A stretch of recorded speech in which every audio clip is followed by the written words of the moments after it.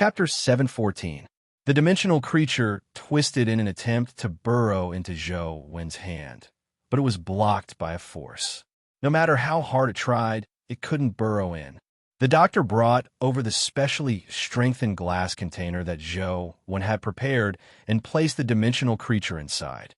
It constantly twisted and slammed into the glass container, hoping to rush out. Unfortunately, its strength was too weak and it couldn't break the strengthened glass. Furthermore, there was an instrument made of essence gold above the glass container. It had a certain weakening effect on dimensional creatures. The elder didn't believe that Zhou Wen had really taken out the dimensional creature. He ran into the ward to check Qin Wufu and confirm if the dimensional creature in his brain had really been taken out. However, there was no need for a check. The elder already knew that Zhou Wen wasn't faking it. This was because when he entered the ward, he saw that Qin Wufu had already woken up. I'm sorry for making everyone worry. Although Qin Wufu was still a little weak, his brain seemed to have returned to normal. He could already speak. This is young Master Wen, right? Can you tell me how you did it? The elder asked Zhou Wen. No, Zhou Wen answered straightforwardly. The elder was slightly taken aback as he carefully sized up Zhou Wen before continuing. With young Master Wen's ability, it's a pity that you don't join our Dugu family. Our Dugu family values talent. Young Master Wen, why don't you consider it? Mr. Dugu, it's not appropriate for you to poach our people in front of our overseer, right? And Sheng said, the Federation is a family. Young Master Wen, you really should consider our Dugu family. Otherwise, your ability will be wasted. As the elder spoke, he cupped his hands at Tianzhua and said, I've broadened my horizons today. Thank you for your invitation, overseer. However, with this young Master Wen around, I'm afraid the chances of us cooperating in the future will be much fewer. Mr. Dugu, you're being too serious. There will still be many opportunities to cooperate in the future, Tianzhua said. Before the elder left, he specially glanced at Zhou Wen. Qin Wufu stopped Zhou Wen and chatted for a while until the doctor told him to rest. Only then did he let Zhou Wen leave. When Zhou Wen arrived at the entrance, he saw Sheng sitting in the car waiting for him, but he didn't see Tianzhua. The overseer has matters to attend to. He ordered me to send you back, Sheng said with a smile. It's not that far. I can go back myself, Zhou Wen said as he got into the car. I mainly have something to tell you. That person is called Worm Dugu. He's a member of the Dugu family. In terms of seniority, Dugu Gu has to call him second uncle. The Dugu family is skilled in microscopic companion beasts to begin with. This person is an expert in Gu-type companion beasts. Sheng explained Worm Dugu's origins in detail. Could it be that there's something wrong with this Worm Dugu? Zhou Wen asked. Young Master Wen, your mind is getting sharper. Although Governor Qin was injured because of Chess Mountain's breakout creature, we find it problematic. Firstly, he had never seen such a dimensional creature in Chess Mountain before. Secondly, the Dugu family was far away in the South District. Worm Dugu had coincidentally come to Luoyang. Although it might just be a coincidence, it's best to be careful, Sheng explained. Zhou Wen understood what Sheng meant. If the thing in Qin Wufu's head was really Worm Dugu's doing, Worm Dugu probably wouldn't let Zhou Wen off easily for ruining Worm Dugu's plans. Young Master Wen, that white ball-like companion beast of yours is quite fun. Why don't you let it out to get some fresh air? Perhaps there will be an unexpected harvest, Sheng said casually.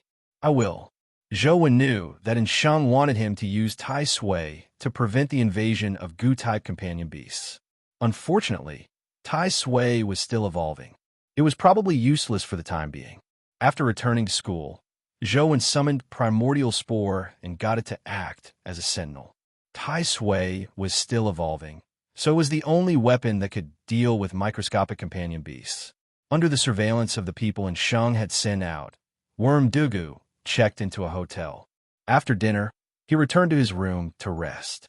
He didn't do anything strange. Through the surveillance cameras, they could even see that Worm Dugu was already sleeping in bed.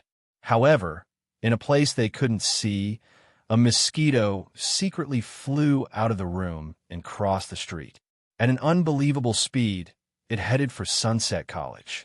As Worm Dugu flew, he thought to himself, How can those idiots from the infamily guard against me? I want to see how capable Zhou one is to be able to remove the blood thread brain-eating goo that's connected to his brain. Even if I were to take action, it's impossible for me to remove the blood thread brain-eating goo so cleanly. With his ability, he's practically a genius at rearing goo. Worm Dugu, who had transformed into a mosquito, quickly arrived at Sunset College. After getting his bearings, he headed for Four Seasons Garden. Others might not be able to find Zhou Wan, but Worm Dugu had a scent-seeking companion beast. He could find Zhou Wan by searching for the remnant scent. Not long after, Worm Dugu, who had transformed into a mosquito, arrived outside Zhou Wan's building. He sniffed and confirmed that this was Zhou Wan's residence. Worm Dugu landed in the grass in the yard and thought to himself, "I'll get a little treasure to test his limits." With a thought, a companion beast that resembled a spider was summoned. The spider was only the size of a fingernail and was gray.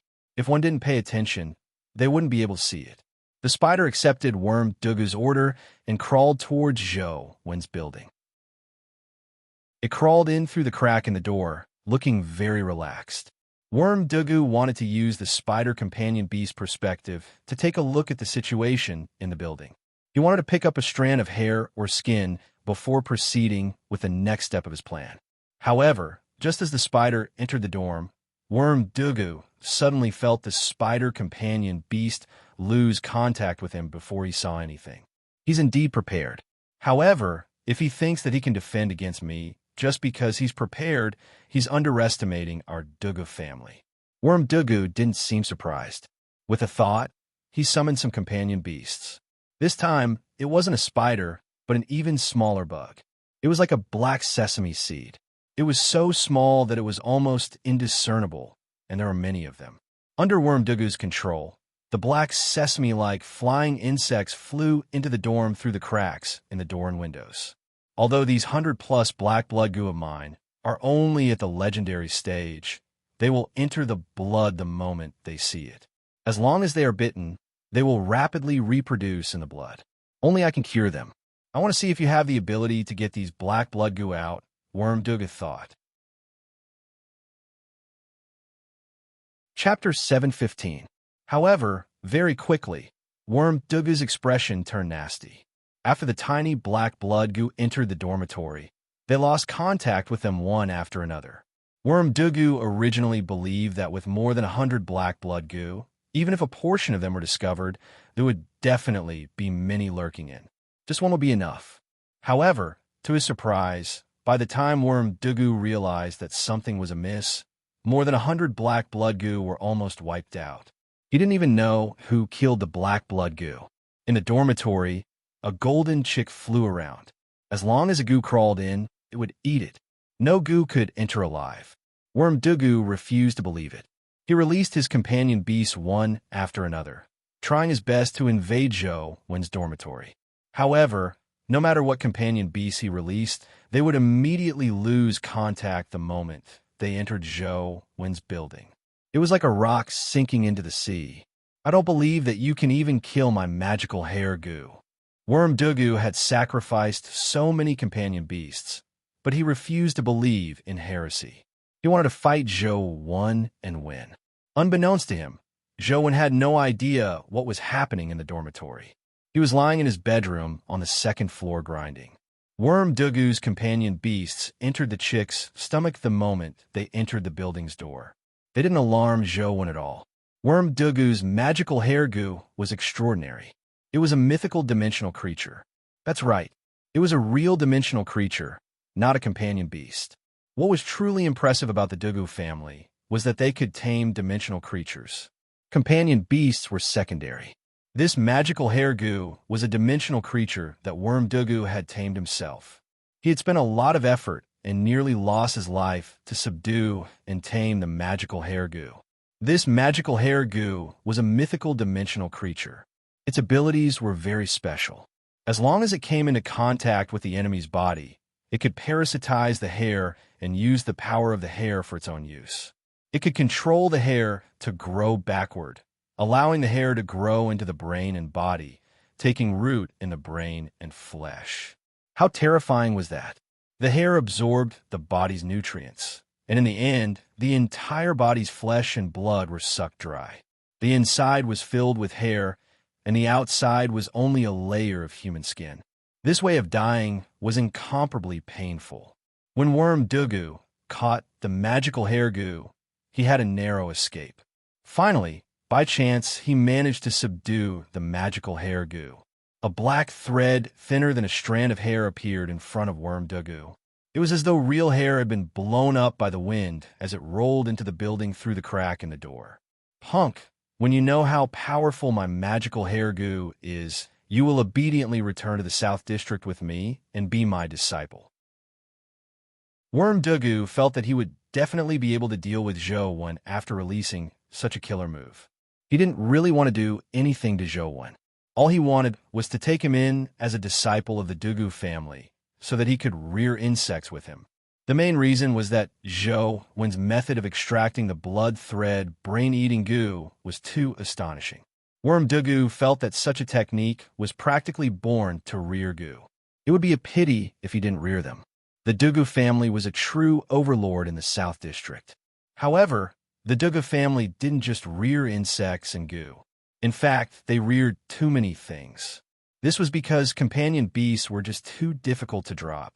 Not only were mythical companion eggs difficult to drop, but they were also difficult to find. Therefore, the Dugu family did the opposite. Killing a mythical creature only gave them a certain chance of obtaining a companion egg. The chances weren't high.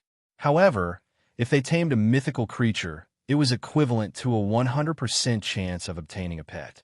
Combined with the ancient techniques and generations of research, the Dugu family was unparalleled in the Federation when it came to taming strange dimensional creatures. However, taming dimensional creatures was a very dangerous matter to begin with. Furthermore, the dimensional creatures that the Dugu family tamed were so strange, making it even more dangerous. Many members of the Dugu family were killed by the dimensional creatures they tamed. In Worm Dugu's opinion, Zhou's ability was born to tame goo, so he wanted to get him into the Dugu family. Of course, if he wanted to enter the Dugu family to learn how to tame dimensional creatures, he had to first plant a goo on Zhou. This was to prevent Zhou from learning the Dugu family's abilities in the future and dealing with the Dugu family. However, Worm Dugu never expected that all the companion beasts he had brought in would die for no apparent reason. Only then did he release his most precious magical hair goo. When it comes to playing with bugs, Worm Dugu, am the ancestor. Worm Dugu was thinking about what he should do when Zhou's black hair grew messy and he begged him in tears. He wanted to know what he should do to show the might of the Dugu family. The moment the magical hair goo entered the building, it was discovered by the chick. However, this time, it didn't immediately fly over. It stood on the table and watched as the magical hair goo rolled towards the stairs on the second floor. It seemed somewhat hesitant.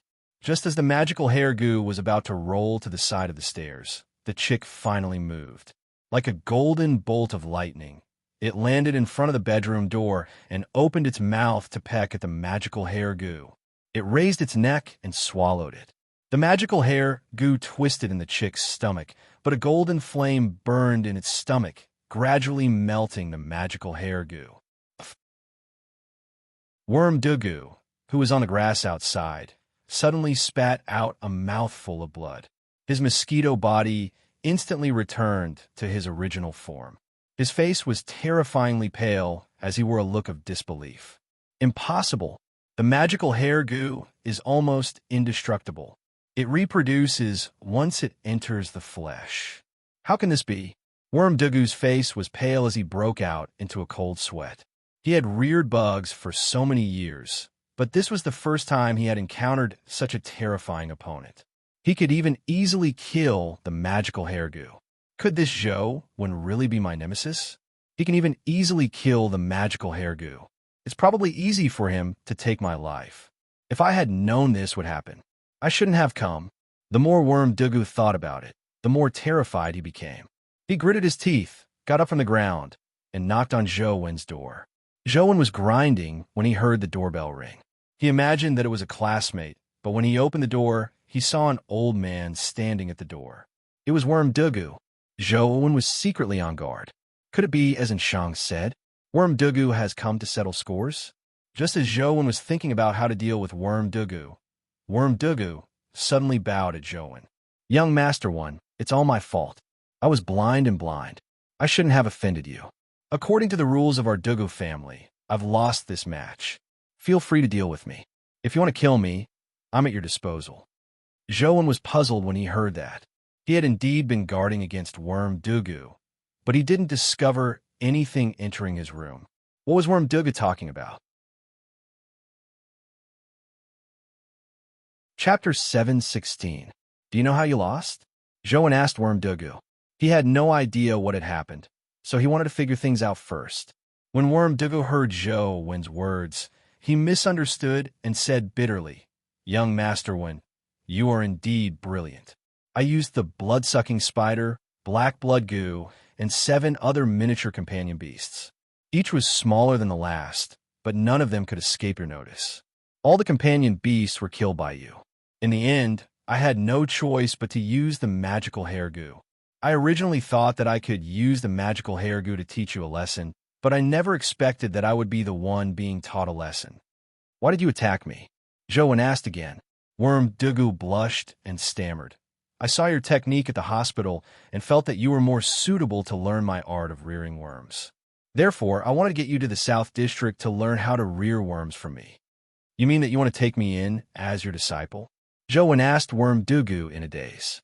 Worm Dugu's face turned red. Young Master One, I'm really sorry.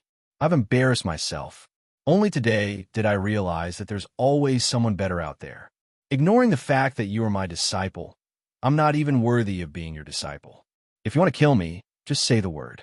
It won't dirty your hands. Does the dimensional creature in Governor Qin's brain have anything to do with you?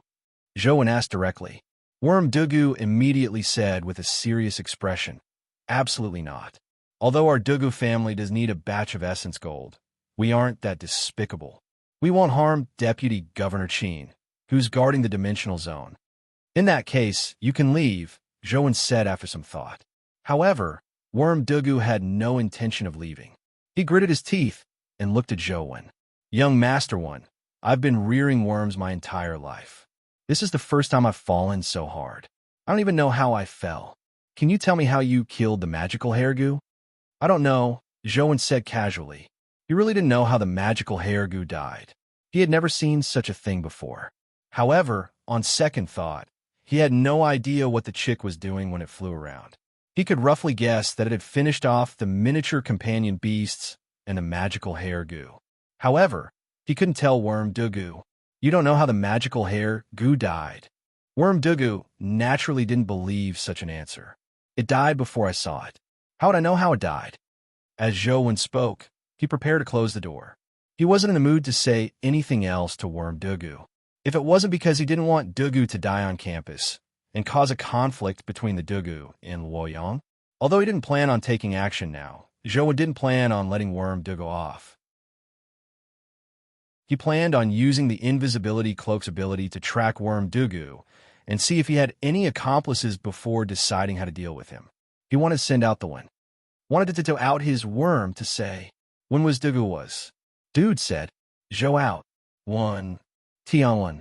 Dude to say, if worm out, master dude out. Yes. If there's nothing else, go back now. Don't disturb me again, Zhou said as he closed the door. To his surprise, Worm Dugu hurriedly rushed over and pressed down on the door. Young Master One, can you let me see your companion beast? A companion beast that can easily kill the magical hair goo must be extraordinary. Worm Dugu was about to say something when he suddenly saw the chick standing on the table. He immediately widened his eyes in a daze. What's wrong with you? Do you really think I don't dare kill you? Zhou said with a cold expression. If Worm Dugu continued pestering him, he had no choice but to attack. That can't be. Worm Dugu didn't seem to hear Zhou's reprimand as he stared intently at the chick. He stammered, Could that be the legendary Phoenix chick? You recognize it? Zhou looked at Worm Dugu in surprise. The chick had been with him for quite some time, but not many people could recognize its origins. Now, the chick looked like a small golden eagle. It didn't look like a phoenix at all. I recognize it. Of course I recognize it. I recognize it. Of course I recognize it. How can a person who plays with bugs not recognize a phoenix bird? The phoenix is the nemesis of bugs. No matter how powerful a goo is, it's useless against it. No wonder. No wonder. As Worm Dugu spoke, he tore off his clothes, revealing his dry chest muscles. What are you trying to do? Zhou took 2 steps back and looked at Worm Dugu in surprise. However, Worm Dugu turned around and let Zhou see his back. On his back was a huge blood-colored phoenix tattoo. It looked extremely realistic, as though it could flap its wings and fly out of his back at any moment. You have a phoenix companion beast? Zhou was alarmed. Worm Dugu said embarrassedly, How can I have a phoenix companion beast? This is a tattoo given to me by my teacher who taught me how to rear bugs. It's called the Phoenix Hooking Evil Portrait. This is a rule passed down from my ancestors. It uses some special avian blood and medicinal herbs to tattoo it on my body. It can be used to ward off bugs and ward off evil. It prevents me from being injured when catching bugs to rear goo. In my sect, there are some ancient books regarding phoenixes. The phoenix fledgling in them is very similar to yours. It's just a little different. Young Master One, is this really a phoenix fledgling? I see. Zhou didn't answer. All he did was nod and say, If there's nothing else, go back. The next time I see you, you won't get off so easily. However, Worm Dugu didn't move.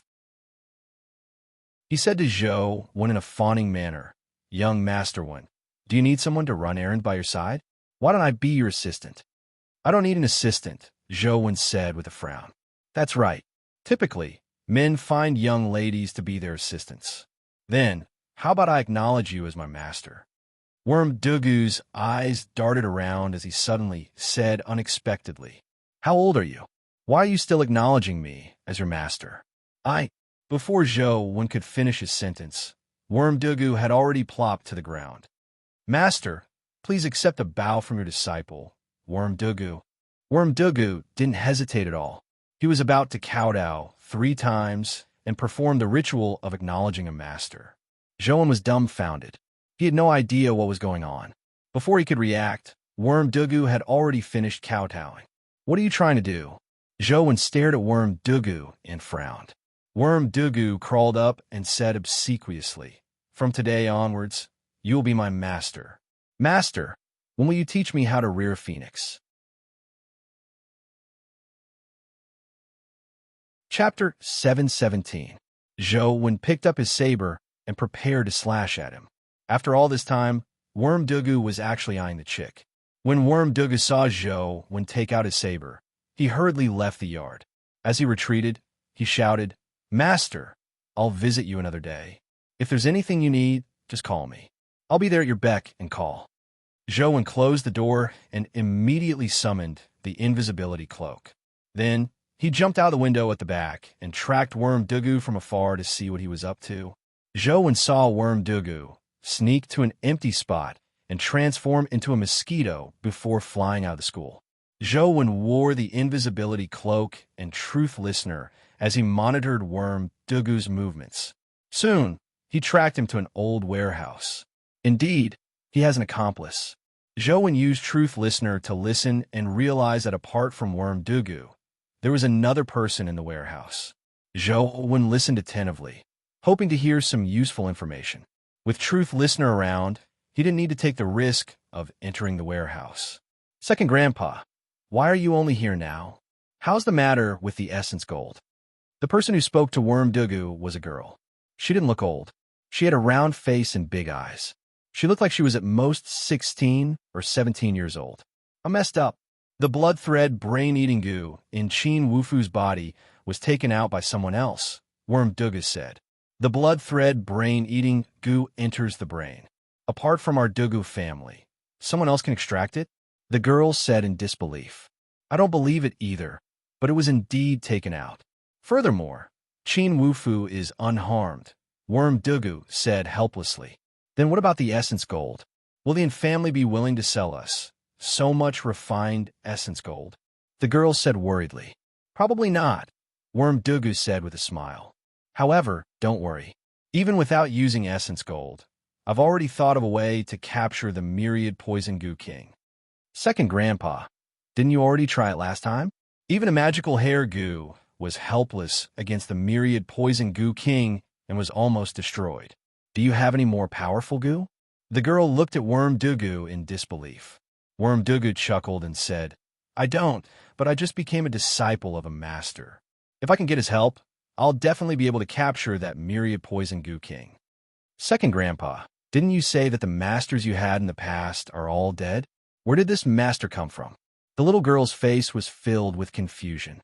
Didn't I just say that this master was just acknowledged? He has a phoenix fledgling. With the help of the phoenix fledgling, there's no need to forge an essence gold worm nurturing furnace. We can still capture the myriad poison goo king, said Worm Dugu. Then, Second Grandpa, hurry up and ask your new master for help, the girl said. Ahem, there's no hurry. Worm Dugu knew very well that it wasn't that easy to get Zhou when to bring the phoenix fledgling to help him capture the myriad poison goo king. The girl sighed and said, I originally thought that our luck was very good. We happened to encounter Qin Wufu's brain being invaded by the blood thread brain-eating goo. I thought that we could exchange for enough essence gold, but I never expected that we wouldn't even obtain any essence gold. I wonder when we will be able to capture the myriad poison goo king. Mirror, don't worry. With Second Grandpa around, I guarantee that I'll help you obtain the myriad poison valley's goo king. Furthermore, other than me, no one else has the ability to take the goo king away. Don't worry. Worm Dugu changed the topic and said, play in Luoyang for a few days. When I return to the South District, I'll naturally look for you. Don't run around. Don't leave Luoyang City, understand? Got it, Second Grandpa. Mirror agreed seriously. After thinking for a moment, Honey asked, Second Grandpa, do you want me to visit your master? Second Grandpa, what should I call your master? There's no need. You don't have to worry about this matter. Worm Dugu sent me away and muttered to himself, I wonder if there's a second phoenix fledgling. The chances of there being a second one are very low. Even if there is one, I'm afraid it won't be that easy to obtain. I should think of a way to get Master to follow me to the Myriad Poison Valley. But how can I move him? From the looks of it, I have to think of a solution. Zhou listened outside for a long time, but all he heard was them talking about goo. He didn't eavesdrop on any plans. For me, Er's tone, Qin Wufu's injuries didn't seem to have anything to do with them. Although I don't know if the chick is a real phoenix, it does seem to be able to restrain those goo-type dimensional creatures. If I were to go to the South District in the future, I have to bring it along, Zhou thought to himself. After Worm Dugu left the dilapidated warehouse, he returned to the hotel and didn't come out again. Zhou eavesdropped for a long time, but he didn't hear any useful information. Finally, he gave up monitoring Worm Dugu and returned to his dorm. The invisibility cloak's ability is really useful. Even if I walk on the streets during the day, I don't need to worry about being seen. Even if I don't use the Wheel of Destiny, invisibility is enough under normal circumstances. Zhou thought about how he could use the invisibility cloak to do something big. While the dimensional zones haven't been completely unbanned, I should download some game dungeons first. I'll download the famous dimensional zones first. I wonder which dimensional zones Primordial Immortal Sword, Origin Realm King, and Death of the Underworld Companion Beast came from. After some thought, Zhou decided to start with the nearest dimensional zones. The famous dimensional zones that are relatively close to Luoyang should be the Xia family's dimensional zones, right? Zhou checked the information and quickly made a decision. He planned on making a trip to the Xia family's territory. The Xia family controlled many mysterious dimensional zones. There were a few places that Zhou had always wanted to visit. One of the most famous dimensional zones was called Ancient Sword Tomb. It was said that there were many legendary swords there. The Xia family's old hero had once obtained a mythical sword-type companion egg from the Ancient Sword Tomb. He had used this sword to dominate the world. However, that was decades ago. The Xia family had controlled the Ancient Sword Tomb for so long. They definitely didn't just have a mythical companion beast sword. They definitely had something else. Zhou suspected that the demonic sword that Xia Xianyue had snatched back by demonic neonate came from the ancient sword tomb. After I'm done with the Xia family, I'll visit all the 6 families and download the dimensional zones they control into game dungeons. When that happens, I can grind any companion beast I want. There's no need to take risks. Zhou did as he said. He planned on informing Sheng before setting off for the Xia family. This time, Zhou didn't dare leave the chick and antelope behind. He was mainly afraid that the Dugu family would target the chick. Although the possibility of it being stolen was very low with the antelope around, Zhou still planned on taking them with him to prevent any accidents. Chapter 718. The chick stood on Zhou's shoulder and looked around curiously. However, the antelope looked listless and didn't seem to like walking. Zhou wasn't in a rush. His trip out was also a form of training. He planned on taking a look at the dimensional zones along the way. He planned on taking pictures of all the dimensional zones with the tiny palm symbol to prepare for the dimensional zones to break out in the future. The ancient sword tomb was in the imperial capital. Zhou could visit Wang Lu and return the food he owed her. The imperial capital was also called the capital. It was different from Holy City, which was jointly controlled by the 6 families. The imperial capital was basically controlled by the Xia family. However, what was surprising was that the headquarters of the Special Investigation Bureau was also in the imperial capital and not in Holy City. Zhou also planned on making a trip to the imperial capital to visit the bureau's headquarters. As many roads were blocked by dimensional zones, he could only circle around them. He had to take many more paths. Even with Zhou's present strength, he didn't dare barge into dimensional zones that no one had entered before to prevent any accidents. The route Zhou chose was the route Sheng had planned for him.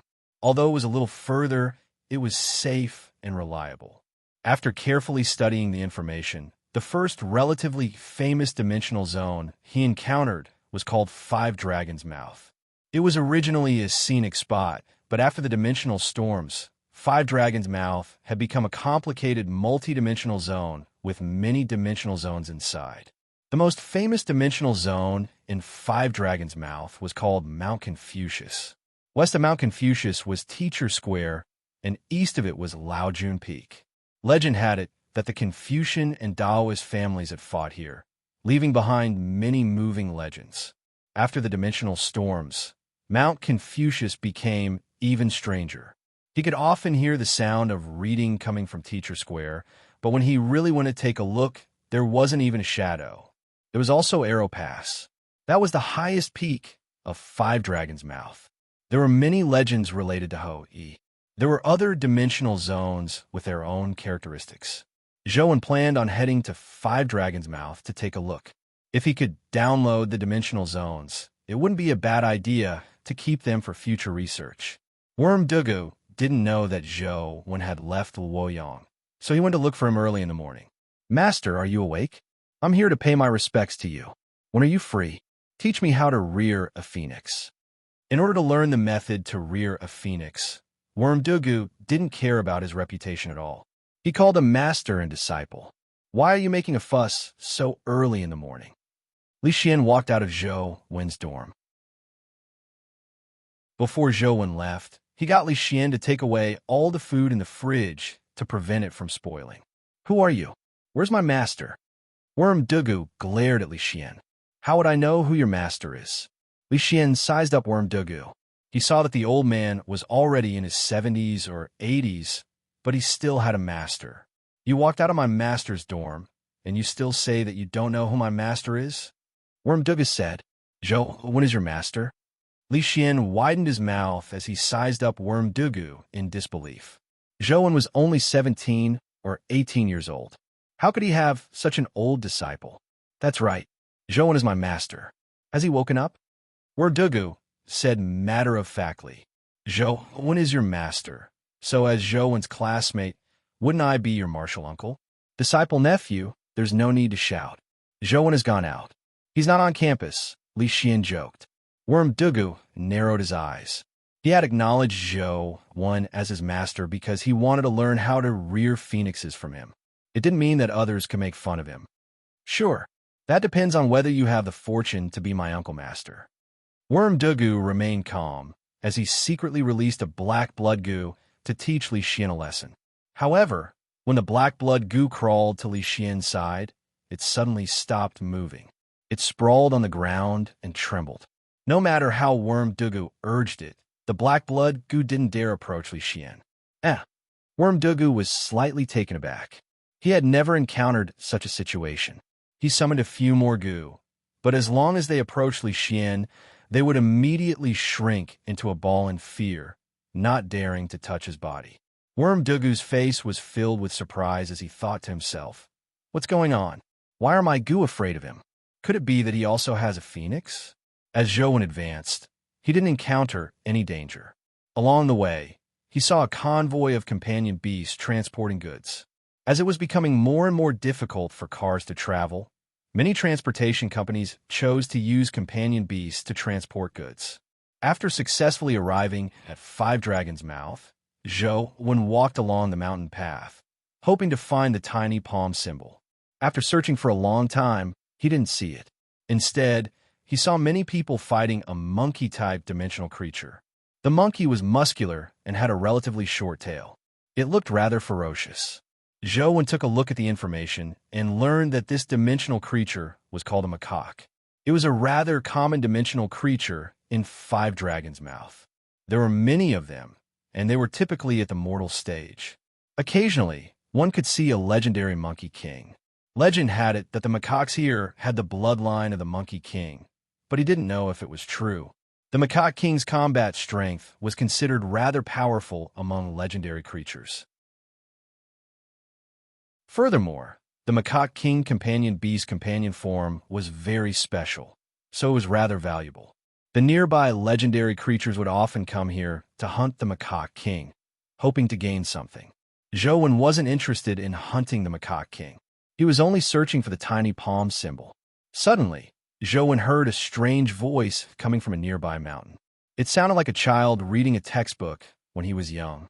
The ending was dragged out and sounded strange. However, the voices were clearly not the voices of children. They were the voices of adults. Zhou looked at the source of the voice and then at the map. He immediately knew that it was the legendary Teacher Square. The legends are true. There's actually the sound of reading in Teacher Square during the day. Zhou's interest was piqued as he walked towards Teacher Square, hoping to see what was so special about it. However, when Zhou arrived at Teacher Square and saw the scene in front of him, he couldn't help but be taken aback. He saw that there were many people sitting on Teacher Square. They were all shaking their heads as they read. It turned out that the voice Zhou had heard wasn't a phenomenon, but that someone was really reading here. These people were engrossed in reading. They shook their heads and read loudly, as though they were primary school students who were seriously memorizing the text. They were also like the scholars of ancient times. Their voices were especially charming, and the ending was especially long. Could it be that there's some reading activity here? Zhou thought to himself as he arrived at Teacher Square. However, just as he stepped on a Teacher Square, he couldn't help but open his mouth and let out the same voice as those people. He actually began reading with them, but he had never heard of the content that Zhou was reading. There's something odd here. Zhou was alarmed.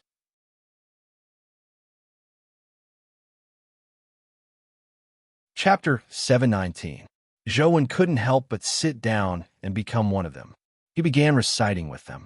The cadence of Zhou's recitation made him feel as though he was very familiar with it, but he had no idea what he was reciting. Thankfully, the mysterious power of Teacher Square wasn't harmful. It only made him sit there and read. Nothing further happened. Zhou wasn't in a hurry to escape the control of the mysterious power. He wanted to figure out what the mysterious power wanted. There were already more than 100 people sitting on the huge Teacher Square. They looked like they were all cultivators. Zhou felt that it wasn't a coincidence that they were here. Why didn't the information on Mount Confucius mention that Teacher Square has such a strange power? As Zhou recited, he studied the content he had recited. The content was very obscure and difficult to understand. The grammar and words were very different from modern people. It was clearly an ancient article. Zhou's literary attainment was very average. He could still understand some simple ancient texts, but he really couldn't understand such obscure ancient texts. Previously, Zhou had also studied the ancient texts of Taoism and Buddhism, but this ancient text was clearly not the same system as the other two. He had never heard of many words before, and he couldn't figure out what they meant after listening for a while. Zhou originally wanted to memorize the article he had recited and slowly study it in the future, but he soon realized that no matter how hard he tried, he couldn't remember a single word. After reciting a sentence, it was as if it had disappeared from his memory. He couldn't remember it at all. From the looks of it, I can only use a recording technique. Zhou wanted to take out his phone and record his voice. However, he realized that his body wasn't listening to him. All he could do was sit there and recite. He couldn't do anything else. With a thought, Zhou switched his essence energy art to the Tao Sutra. He wanted to use the power of God's retreat to break the rules of Teacher Square so that he could take out his phone to record. Bam! Just as Zhou switched to the Tao Sutra, he suddenly felt a terrifying force strike him like lightning. Even the jade infant nearly cracked from the impact. Zhou's body rolled down Teacher Square like a balloon. Thankfully, after leaving Teacher Square, Zhou regained control of his body and quickly stabilized himself. He spat out a mouthful of blood. His organs were severely injured, and some of his bones had cracks. Zhou was alarmed. Is the taboo power of Teacher Square that domineering? But when he thought about it carefully, he felt that something was amiss. The taboo power of Netherworld City was already very terrifying, but it wasn't that strong. The taboo power of Teacher Square couldn't be explained with the word strong.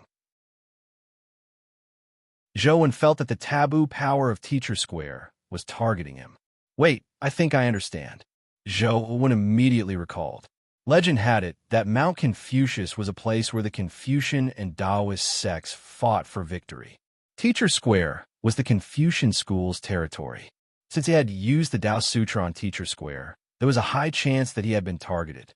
In that case, I should head to Laojun Peak to take a look. That's the Taoist territory. Zhou wanted to stand up, but his injuries were too serious. The moment he moved, he gritted his teeth in pain. I'd better heal my injuries first. Zhou switched to the Defy Ancient Sovereign Life Soul and used the Defy Ancient Sovereign's powerful vitality to repair his injured organs and bones. However, the Defy Ancient Sovereign only had a powerful vitality. Its self-healing speed was far inferior to Li Xian's Life Soul.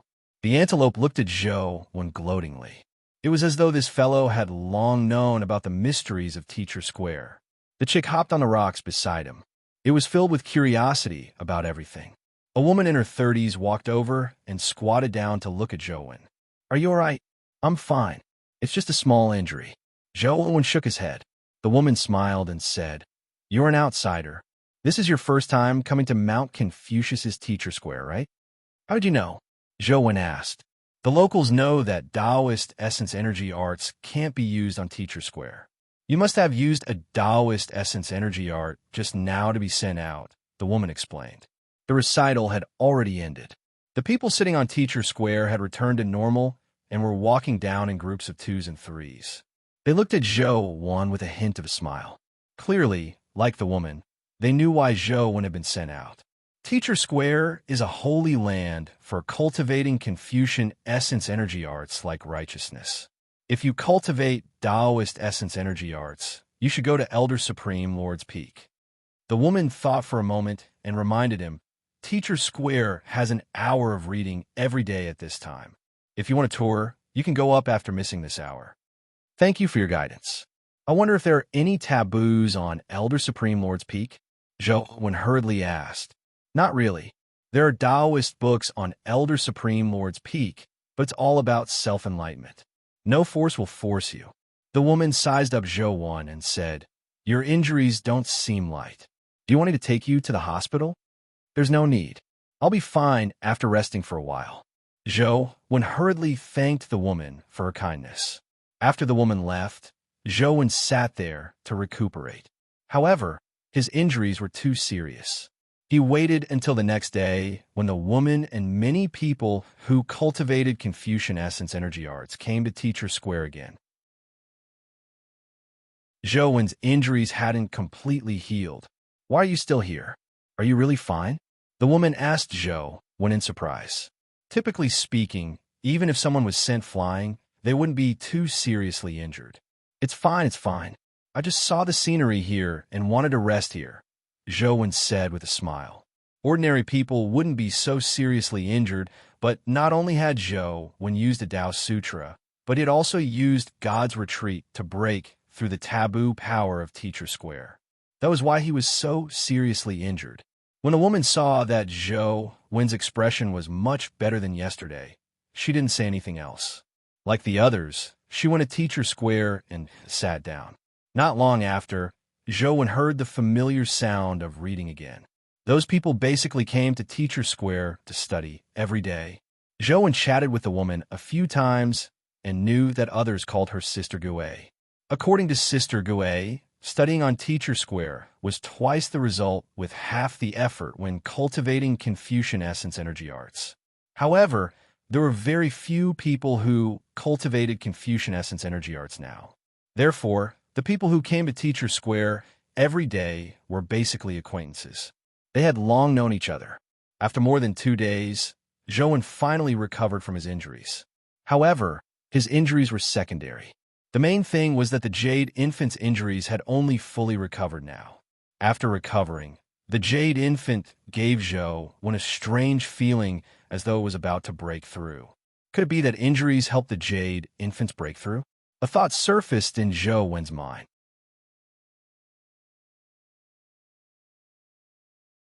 Chapter 720. Zhou Wen decided to give another try.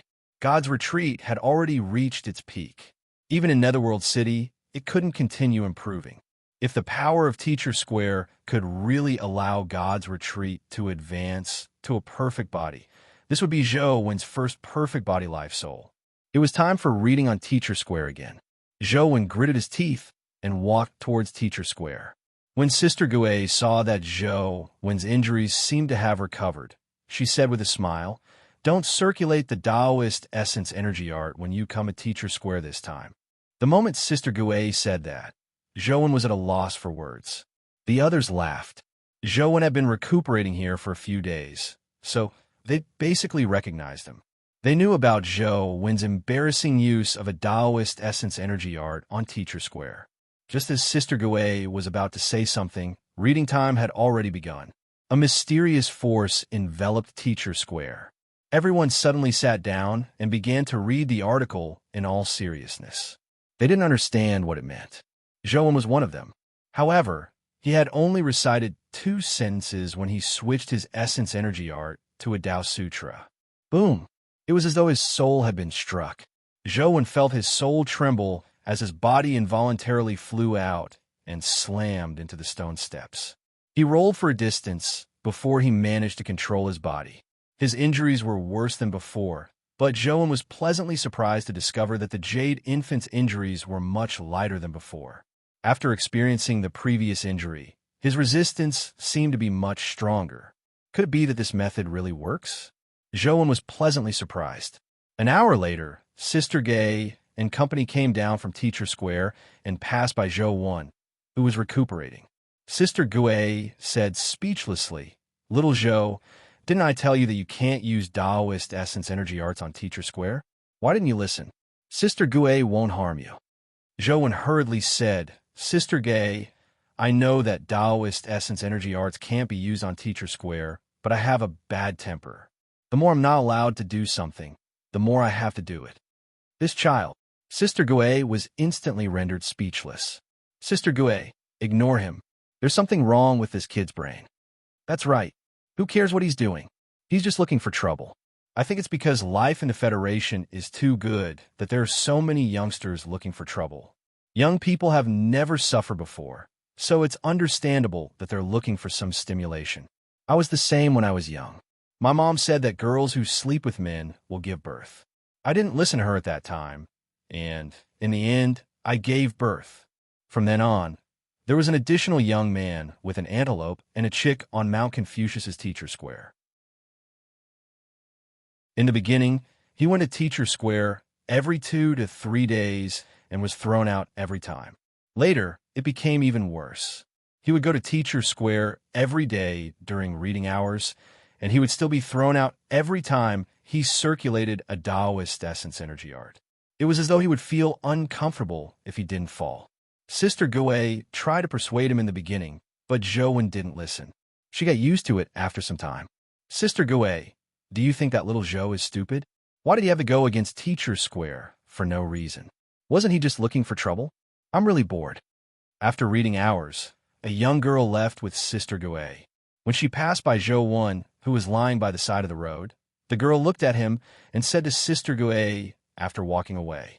Sister Gue smiled and said, "How is little Zhou stupid? He's such a good lad. I think he must have his reasons for doing so." What reason can there be? I think he's just too bored. The young girl paused before continuing. Why are there such boring people? If everyone was like Su Tong, the Federation's land wouldn't be constantly eroded by dimensional zones.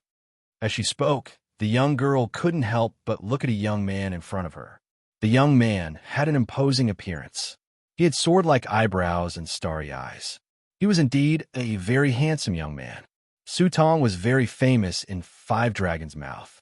He cultivated righteous energy and had advanced to the epic stage at the age of 27 or 28. In this area, no one could be more outstanding than Su Tong. It wasn't difficult to understand why Su Tong could win the girl's admiration. Sister Gue smiled and said, Su Tong is not bad, but there will also be many outstanding girls around an outstanding man. Why don't you consider little Zhou? I think that lad isn't bad. He looks rather delicate and pretty. He's about the same age as you. No one is vying with you for him yet. TCH, I don't fancy such a boring man. If I want to find a boyfriend, I have to find an outstanding man like Su Tong. The girl curled her lips and turned her head to look at Zhou Wan, who was lying on a mountain path. No matter how she looked at it, he was far inferior to the dignified and cultured Su Tong. Sister Gue said with a faint smile, "It's understandable that young girls like men like Su Tong. When you reach my age, you might feel that some special men might be more interesting. Perhaps, but I won't find such a man interesting at any time."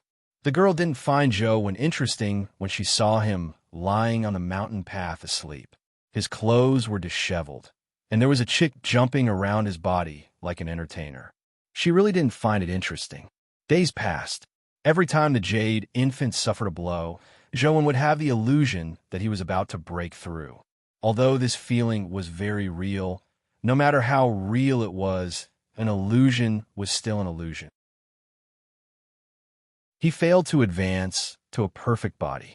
Strange, I clearly feel that I should be able to advance to a perfect body. So why didn't I advance in the end?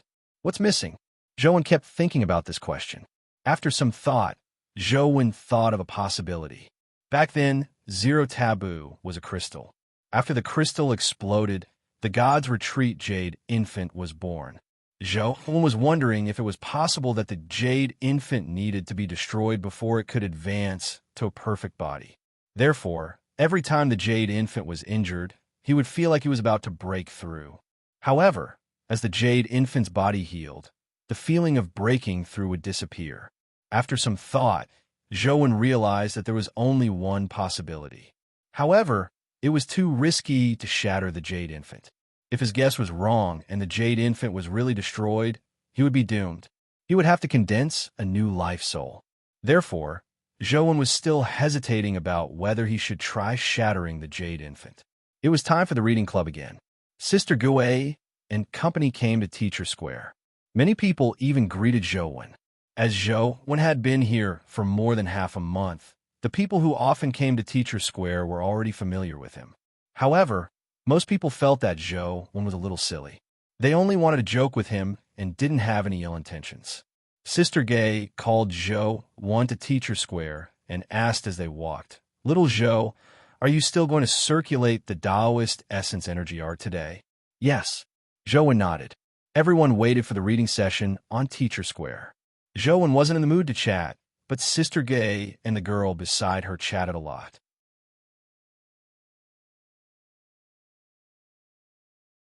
Chapter 721.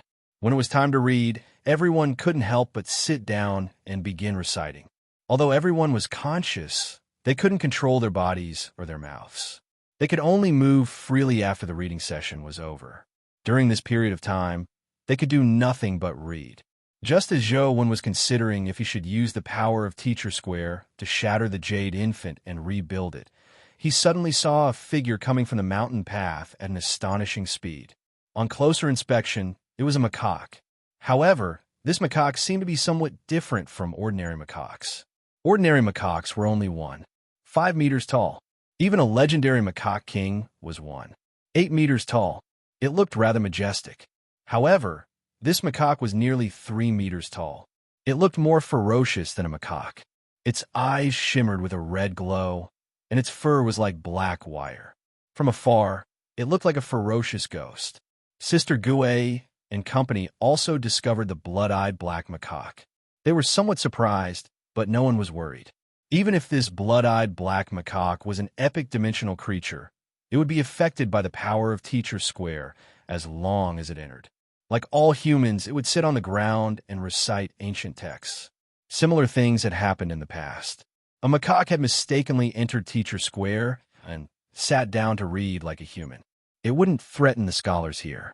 However, the moment the blood-eyed black macaque entered Teacher Square, everyone's expressions changed drastically as they revealed looks of horror. The blood-eyed black macaque didn't sit down to read.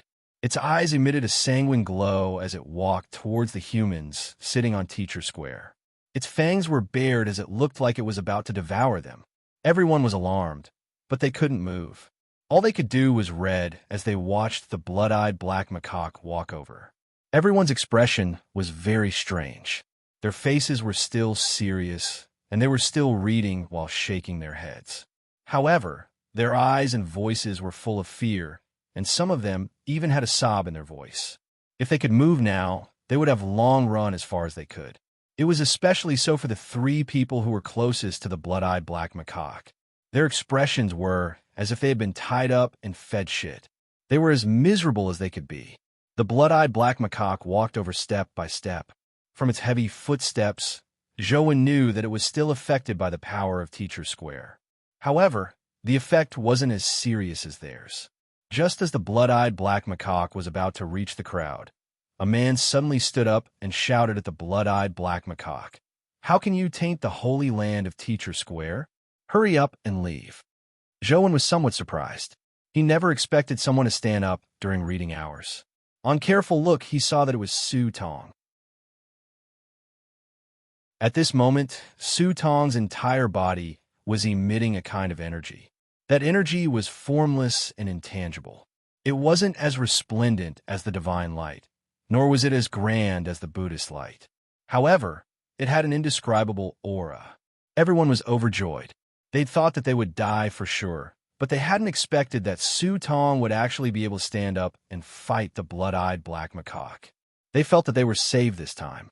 Su Tong was already an epic expert, so he should be able to kill the blood-eyed black macaque. After all, high-level dimensional creatures had never appeared near Mount Confucius. The blood-eyed black macaque didn't retreat because of Su Tong's reprimand and aura. Instead, it became even more ferocious. A sanguine glint flashed in its eyes as its majestic body broke through the sound barrier. With a crackling sound, it threw a violent punch at Su Tong. There's righteousness in the world. A righteous heart leads to vigor. Su Tong's words seemed to be augmented by a magical power. As he spoke, the righteousness on his body became even stronger. It was as though his entire body was enveloped by the righteousness of the world. At the instant the blood-eyed black macaque rushed in front of him, Su Tong's palm struck the blood-eyed black macaque with a terrifying force that resembled a dragon or a sea. What a powerful essence energy skill. Zhou was somewhat surprised. The power of Su Tong's palm was extremely top-notch among epic experts. Boom! Su Tong's palm collided with the blood-eyed black macaque's claws, producing a terrifying shockwave that knocked the people beside him to the ground. As for Su Tong, he flew out like a kite with a broken string and slammed into a mountain rock. He vomited blood and struggled a few times before getting up and sitting there. As he vomited blood, he recited the ancient text. Everyone's hearts chilled.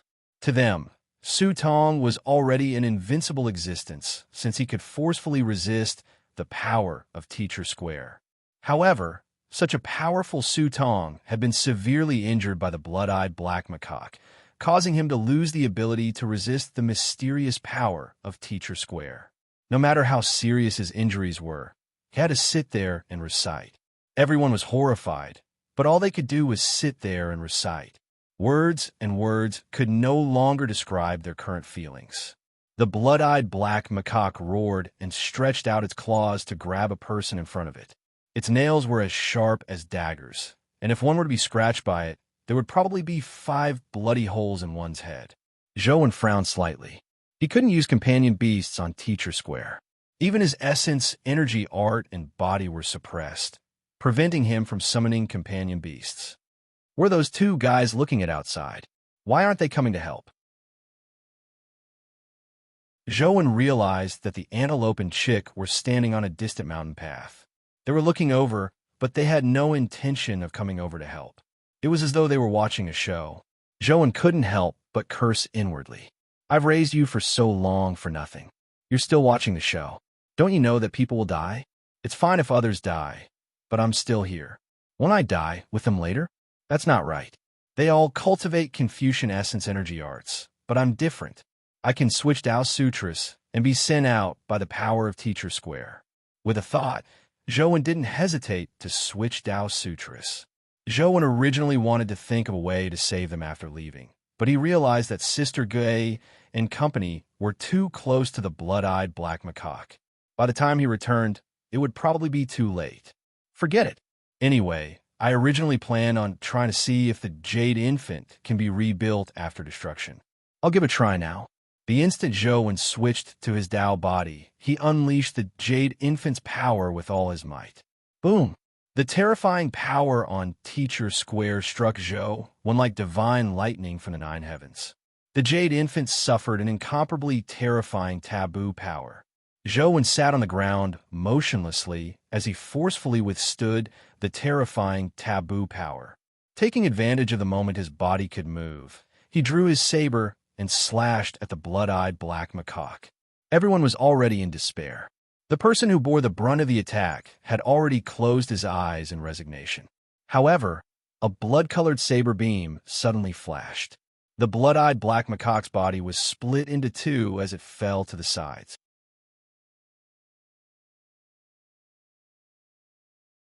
Chapter 722. Seeing the blood-eyed black macaque die, everyone felt as though they had escaped from death. They were still in disbelief.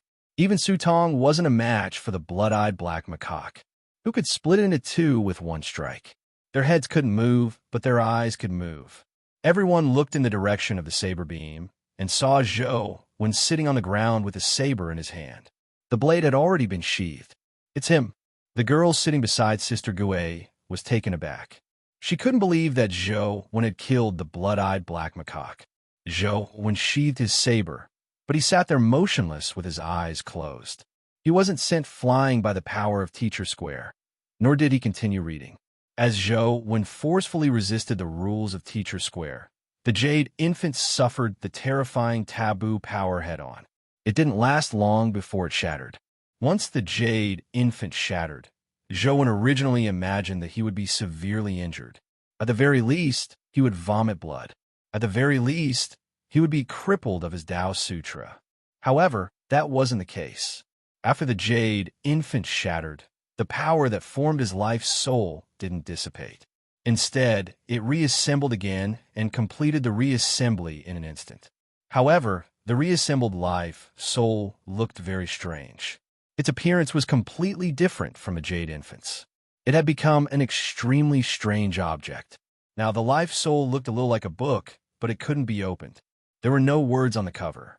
Zhou couldn't sense any powerful strength from the ancient book-like life soul, but he knew that the Tao Sutra's life soul had successfully advanced.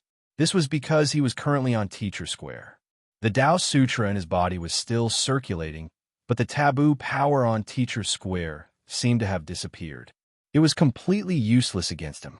He opened his eyes and looked around. When he saw that Sister Guay and company were still reading under the power of Teacher Square, Zhou knew that he had really succeeded. With his life soul formed, Zhou wasn't in the mood to continue sitting there and listening to them read. He got up and said to Sister Guay, "Sister Guay, thank you for taking care of me these past few days. I'm leaving." Zhou didn't like to bid farewell to begin with. Coincidentally, Sister Guay was still studying and couldn't speak to him. Zhou waved at Sister Guay before turning around and walking out of Teacher Square. He quickly left Mount Confucius with the goat and bird. When everyone saw that Zhou could come and go freely on Teacher Square without being affected by its power, they were convinced that the person who had killed the blood-eyed black macaque was Zhou. When the reading time was over, everyone regained their freedom. I could tell a long time ago that little Zhou is not an ordinary person. I was right. You're right, my ass. You're the one who likes to call him stupid. What do you know? I'm just joking with him. How can an ordinary person have such great perseverance? He is obviously not an ordinary person. I have long seen that he is different from others.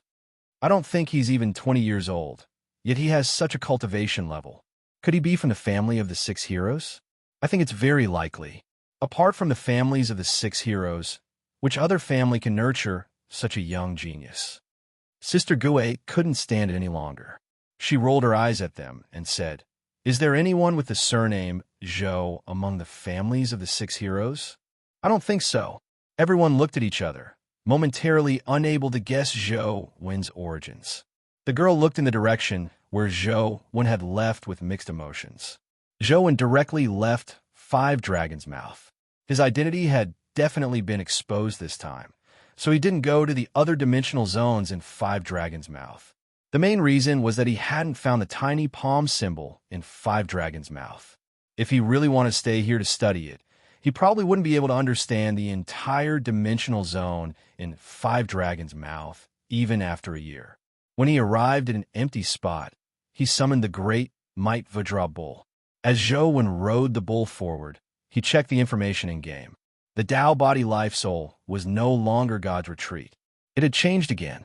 Heaven opening scripture of the highest elder. Perfect body before the chaos was divided. There was no heaven or earth, no yin or yang, no sun or moon, no crystal or light, no east or west, no south or north, no front or back, no garden or square. There were billions of changes, mighty, formless, and naturally mysterious. Extreme poverty, limitless and boundless.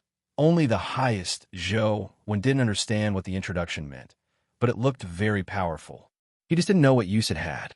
In the past, when he was in the 2 life soul states of Zero Taboo and God's Retreat, they could only exist in his consciousness and couldn't be summoned. Now that they had transformed into the heaven-opening scripture of the highest elder, with a thought, the ancient jade book life soul appeared in front of him. However, despite being called the heaven-opening scripture of the highest elder, there weren't any words on it. Zhou wasn't able to open it either. After studying it for a while, he realized that its use was only to resist taboo powers. He didn't discover any other uses. Zhou tried it in Netherworld City again and realized that the taboo powers of Netherworld City were useless against the heaven-opening scripture of the highest elder. Only now could Zhou be said to be truly without taboo. The Jade Infant during the God's Retreat period couldn't last long in Netherworld City. Zhou wasn't willing to be tortured, so he hadn't been able to reach the Netherworld Divine Throne in-game. Now that he had the heaven-opening scripture of the highest elder, many taboos were ineffective against Zhou and the blood-colored avatar. Zhou controlled the blood-colored avatar to walk along the stone path. The stone path no longer displayed numbers. However, when he stepped on the stone slabs, punishment ghosts would still appear. Zhou casually killed them and quickly reached the Netherworld Divine Throne. However, he didn't see City Lord Netherworld in-game.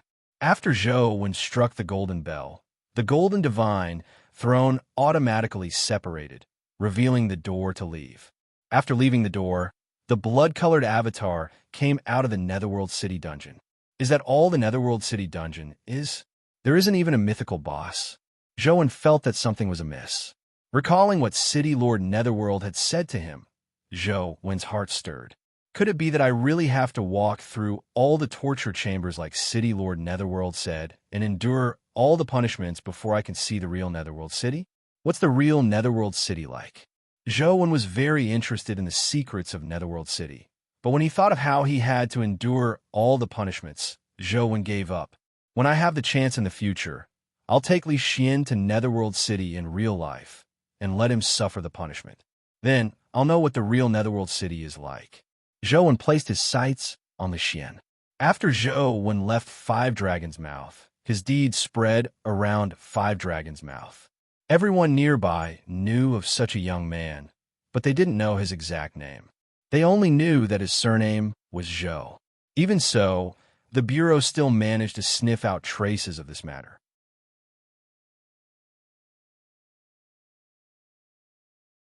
Chapter 723. Minister Qiao, are you sure that the person who appeared at Five Dragon's Mouth is Zhou? Shen Yuqi asked with a frown as he looked at the report sent by Qiao Siyuan. His age and appearance have been confirmed. He looks very similar to Zhou. Qiao Siyuan answered respectfully. It's normal for young people of this age to look similar, Shen Yuqi said. You're right, Director General. However, I still think that the young man who appeared at Five Dragon's Mouth is Zhou, Qiao Siyuan said. What's the basis? Shen Yuqi asked. It's still under investigation. Nothing for the time being, but my intuition tells me that it's Zhou, Qiao Siyuan said with certainty. Shen Yuqi wasn't angry at Qiao Siyuan's seemingly irresponsible words. In fact, in their line of work, intuition was sometimes very accurate. Intuition wasn't just a blind guess, but a keen sense of the rules of events developed after experiencing countless incidents. If that young man is Zhou, why do you think he went to Five Dragon's Mouth? Where's his next target? Shen Yuqi said after some thought. According to the intelligence, Zhou has been seen around Luoyang from time to time recently. However, I think this should be a smokescreen set up by the Yin family to cover for Zhou. According to this inference, Zhou's goal doesn't seem to be as simple as staying at Five Dragon's Mouth for a period of time. Qiao Siyuan paused for a moment before continuing. I'm guessing that Zhou won't return to Luoyang next. According to his current route, he should be heading north. I think it's very likely that he will come to the imperial capital. There's so many cities in the north. How do you know that he will definitely come to the imperial capital? Shen Yuqi frowned.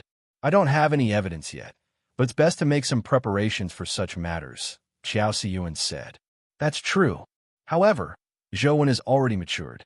Even without the Yin family's protection, it won't be easy to touch him, Shen Yuqi said after some thought. Why don't you discuss it with the Xiao family? Perhaps they are also interested in Zhou, Qiao Siyuan said. Shen Yuqi naturally understood what Qiao Siyuan was referring to. He glanced at Qiao Siyuan and said meaningfully, then make a trip to the Xiao family for me and tell them about this. Yes, sir, Qiao Siyuan ordered. After Qiao Siyuan left, the woman whom Shen Yuqi addressed as Button walked out. As Shen Yuqi looked at the documents, he said, What do you think? Qiao Siyuan seems to pay more attention to Zhou than to Wang Mingyuan's other disciples, Button said. Qiao Siyuan seems to be paying more attention to one than Wang's other disciples, Button said. I don't know. I've investigated him. Just as you said, this person is too simple. His life seems to be nothing but work.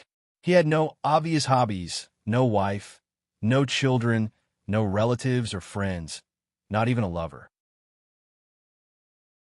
He doesn't eat, drink, or gamble. It's hard to imagine how he did it at his age and status, Button said. Maybe he's a workaholic, Shen Yuqi said. Qiu Yi is Siyuan's, one is a Qiu. S-Chi. S. Yuqi. Siyuan 1. Then why do you think Qiao Siyuan mentioned the Xia family? Shen Yuqi continued. There's no way to deduce it for the time being.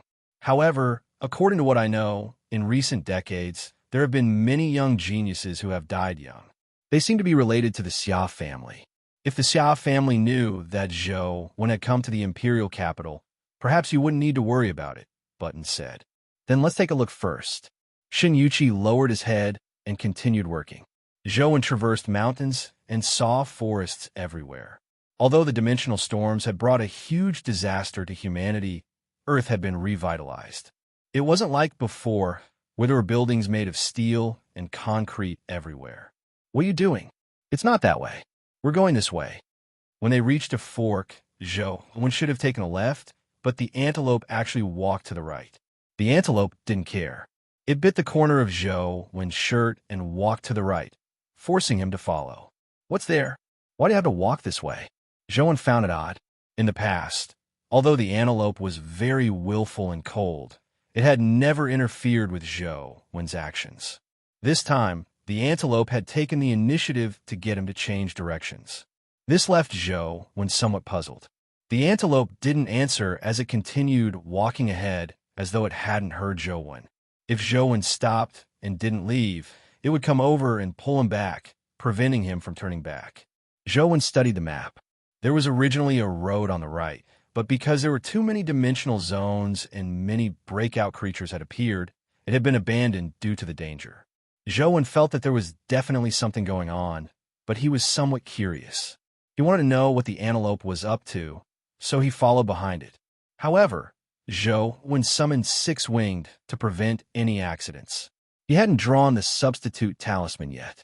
When he had the time, Zhou had drawn quite a number, but unfortunately, he hadn't succeeded. The success rate of the substitute talisman was just too low. The originally wide road had many branches and roots on it due to the invasion of plants on both sides. There were also green vines crawling all over it. The trees on both sides of the road were extremely tall.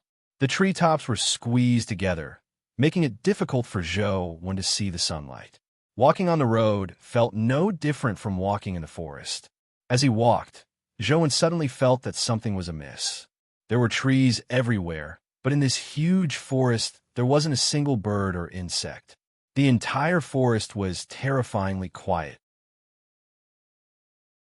Zhou had already expanded Truth Listener's range to its limits, but he still didn't discover a single animal, not even an ant. How can this be? Zhou couldn't help but frown slightly as he secretly became vigilant. However, the antelope remained oblivious as it continued walking ahead. The chick stood on Zhou's shoulder and looked around curiously. "Where are you going?" Zhou asked the antelope in front of him. The antelope couldn't speak at all. Even if it could, it had no intention of answering Zhou. Just as Zhou was hesitating if he should continue following it, the antelope suddenly left the road and burrowed into the grass beside him. The grass was dense, and there were many vines coiled together. After the antelope burrowed in, it immediately disappeared. Thankfully, Zhou had Truth Listener and could see the situation in the grass clearly. After the antelope burrowed into the grass, it kept walking in and soon arrived at an empty space.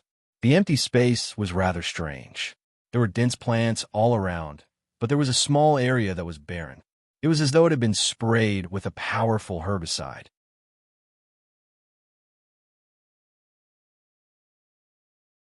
Chapter 724.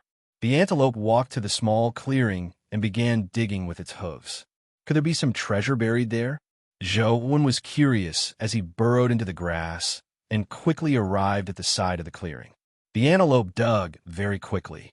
When Zhou arrived, it had already dug more than a meter deep. The soil that it had dug out was piled to the side. Zhou looked at the soil that had been dug out and immediately knew why there were no plants growing here. What the antelope dug out wasn't soil at all, but a grayish-black ash. It looked like lime mixed with some metal powder. He stretched his head into the pit and saw that it was indeed the same metal powder. "Oh, well, antelope, what are you digging?" Zhou asked curiously. The antelope ignored him and continued digging down. Zhou thought to himself, this antelope is usually very arrogant. It doesn't care about anything, and it's the laziest. It's like a lord. Now that it's digging its own hole, there must be something good down there. With this in mind, Zhou said with a smile, "Oh well, antelope, it's not convenient for you to dig with your hooves. Why don't I help you dig? If there's anything good down there, why don't you split it with me?" The antelope glanced at him and thought for a moment before raising its front hooves and gesturing at Zhou. Zhou was confused as he thought to himself, "You only have one hoof and no fingers. What's the meaning of gesturing at me?" Seeing that he didn't understand, the antelope used its hoof to write the word 20%. Only then did Zhou understand what the antelope meant by gesturing with its hoof. There was a fork in front of its hoof, making it look like a V sign. It could also represent 2. 20% is too little. How about 40%? The antelope ignored him and continued digging. 20% it is. I'll help you dig. Zhou felt that since he had nothing to do, he could help it dig and save time. He could also share some benefits, so why not? The antelope jumped out of the pit and pointed down, indicating for him to dig. Zhou obviously wouldn't dig himself. He summoned Tyrant Behemoth. The 2 horns on Tyrant Behemoth's head were like spinning electric drills. It dug holes very quickly. To Zhou's surprise, the metal powder below wasn't ordinary. Tyrant Behemoth's powerful strength failed to penetrate the metal powder layer. After drilling for quite some time, they had only dug a dozen meters deep. The color of the metal powder they dug out was getting darker and darker, until it was as black as coal. Moreover, the metal powder also had a smell. It wasn't unpleasant, but it smelled like the ink on a newspaper. "Old goat, what's down there? How deep do we have to dig?" Zhou knew that the antelope had a high intelligence and could definitely answer him. It just depended on whether it was willing to answer. The antelope stretched out its hoof and drew 2 words on the ground. 8 meters. It's still 8 meters deep. It looks like we'll have to dig a little longer. Zhou did the math. The deeper he dug, the harder it was to dig. He estimated that he would need another 40 to 50 minutes. After some thought, he took out his phone and grinded dungeons for a while. He would wait for Tyrant Behemoth to dig out the item. After grinding the dungeon for a while, he didn't get anything good. The antelope suddenly nudged him with its hoof. Zhou knew that it had dug up something. He walked to the side of the pit and looked down. He saw that Tyrant Behemoth had already dug a pit that was 20 to 30 meters deep. However, Tyrant Behemoth's body was too huge. It almost blocked the deep pit, so Zhou had no choice but to let it out before looking down. This time, he saw something in the deep pit. It looked like a wooden stake with a diameter of 50 to 60 centimeters. It was pitch black, but there were growth rings on the cross-section. It was likely wood. The antelope pointed at the log and nudged Zhou, clearly getting him to bring the log up. Although the log looked huge, Zhou's present strength wasn't weak either. Even if the log weighed a few tons, it wouldn't be a problem for him. However, Zhou didn't wish to take the risk. He got Tyrant Behemoth to go down and pull out the wooden stake. Tyrant Behemoth hugged the wooden stake with its claws and pulled with all its might. The wooden stake didn't pull out directly. It only moved a little and rose 10 to 20 centimeters. Tyrant Behemoth pulled it up bit by bit, revealing more and more of the wooden stake. When the entire wooden stake was pulled out, it was about 3 meters long. Tyrant Behemoth placed the wooden stake on the ground. Zhou carefully sized it up and realized that it was indeed a piece of wood. It was likely a section of some tree, and the bark was rather intact. Zhou didn't know what kind of wood it was.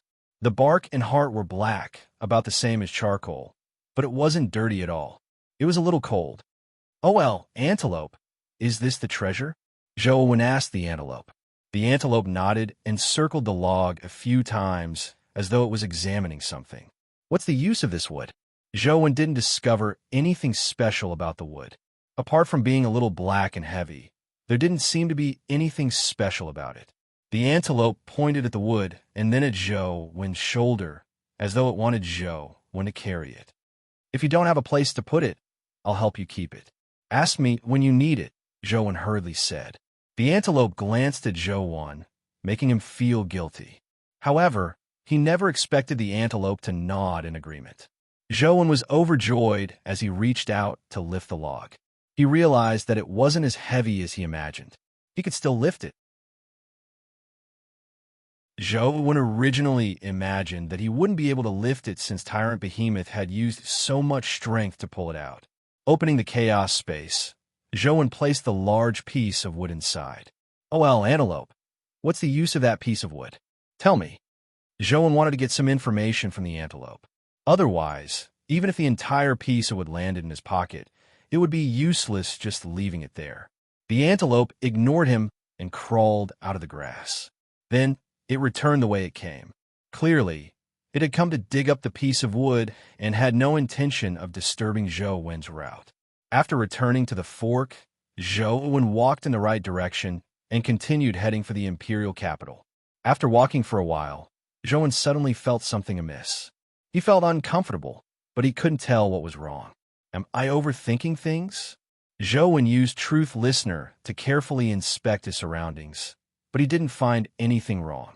After walking all the way and entering a city, Zhou Wen realized that something was amiss. This was because the people walking over, be it men or women, were looking at him strangely. Some women were even smiling at his face. What's going on? Zhou Wen was puzzled. Although he believed that he was good-looking, he wasn't to the point of being loved by everyone. Now that there was a 100% chance of them turning their heads, he felt a little creeped out.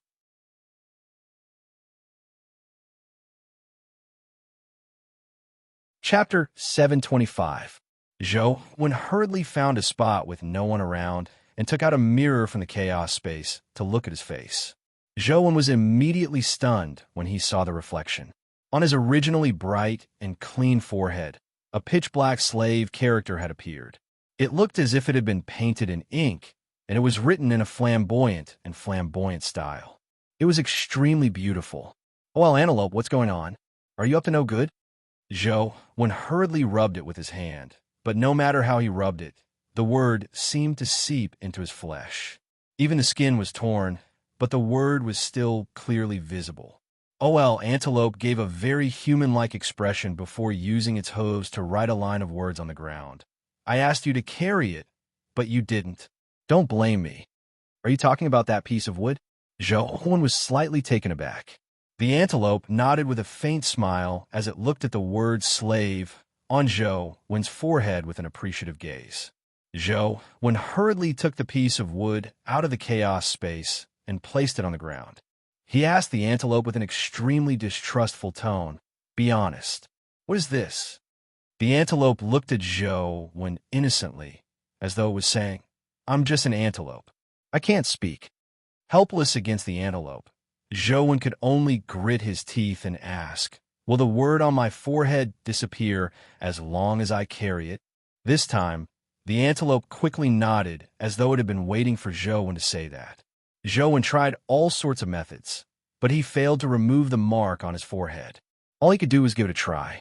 He raised one end of the piece of wood with both hands and carried it with his shoulder. The piece of wood was really heavy. With Zhou Wen's strength, he found it difficult to carry it.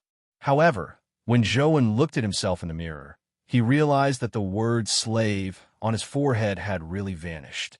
Zhou Wen placed the piece of wood on the ground, and the word slave appeared again. He lifted it up and vanished again. "Oh well, antelope, what the hell is this? You can't expect me to carry it all the time, right?" Zhou Wen had the urge to kill the antelope, but he couldn't beat it. The antelope didn't shirk this time. It used its hooves to draw another line of words on the ground. "Go to the imperial capital and terminate the contract." "Are you saying that as long as we bring it to the imperial capital, we can terminate the contract?" Zhou Wen asked.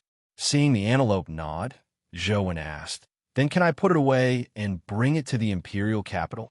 Zhou Wen planned on wearing a hat to cover the word slave on his forehead. This piece of wood was really too heavy. Carrying it meant that there was nothing to do. "If you're not afraid of death, you can." The antelope wrote a few simple words. Zhou Wen immediately felt his balls ache as he thought to himself, "If I had known this would happen, I wouldn't have said such a cheap thing and wanted to split the benefits with the antelope." Suddenly, Zhou Wen realized that something was amiss. With the antelope's lazy personality, it was impossible for it to dig the soil itself. It would definitely get Zhou Wen to help it. However, this time, it had actually dug the soil itself.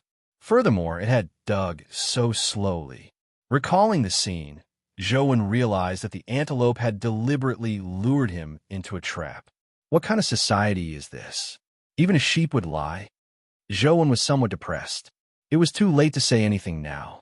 If he questioned the antelope now, Not only would it be useless, but he would also make a fool of himself.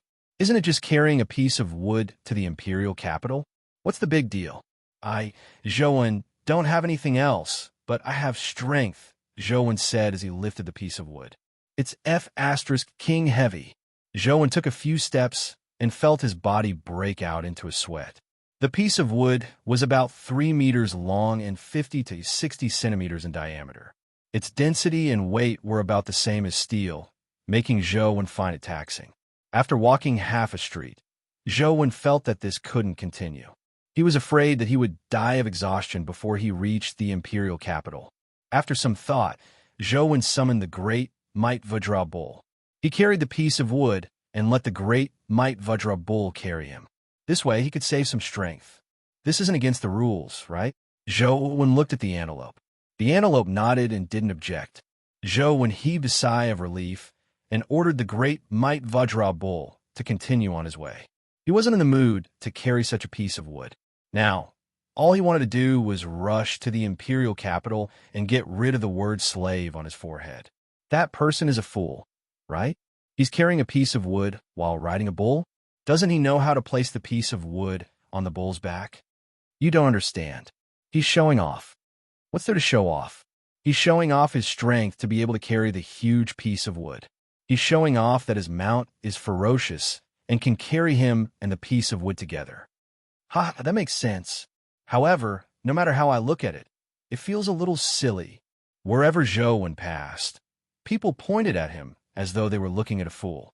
The number of heads turning was even higher than before. Zhou ignored them. All he did was urge the great Might Vajra Bull to speed up, hoping to leave the city as soon as possible. If he entered the wilderness, there wouldn't be so many people watching him. Interesting. On the second floor of a coffee shop, 3 men were sitting by the window drinking coffee. One of them saw Zhou, who was riding the great Might Vajra Bull, walk past on the street. The other 2 men also looked down the street and immediately discovered Zhou. One of the men's eyes suddenly lit up as he said to the other 2 men, "Dugugu, Zhang Chunxiu, why don't we use that person to make a bet to determine the ownership of that item? Tell me about it," Dugugu said expressionlessly. Zhang Chunxiu nodded with a smile. "As long as it's fair, I have no objections. It's definitely fair. We'll guess when that person will put down the piece of wood on his shoulder. Whoever guesses the closest time will get the item. What do you think?" Xiao Luchuan said. "Sure," Dugugu said directly. "I have no objections," Zhang Chunxiu said as well. "Yeah, you actually didn't suspect that I found that person? Could it be that you know him?" Xiao Luchuan asked the 2 of them in surprise. Wang Mingyuan's disciple, the adopted son of the Yin family's Madame Lan. "It's really difficult not to know this person now," Zhang Chunxiu said. "So he's Zhou." Xiao Luchuan thought for a moment before smiling again. "That's perfect. With a pure outsider as a gambling tool, none of us will suffer a loss. The bet will be fair and just. Don't complain even if you lose." After a pause, Xiao Luchuan continued. "If it were an ordinary person, they would probably put down the piece of wood very quickly after hearing so much gossip. Since he's not an ordinary person, it depends on when he plans on putting down the piece of wood to rest. I guess it won't be too long. It should be around 7 in the afternoon. What do you think?"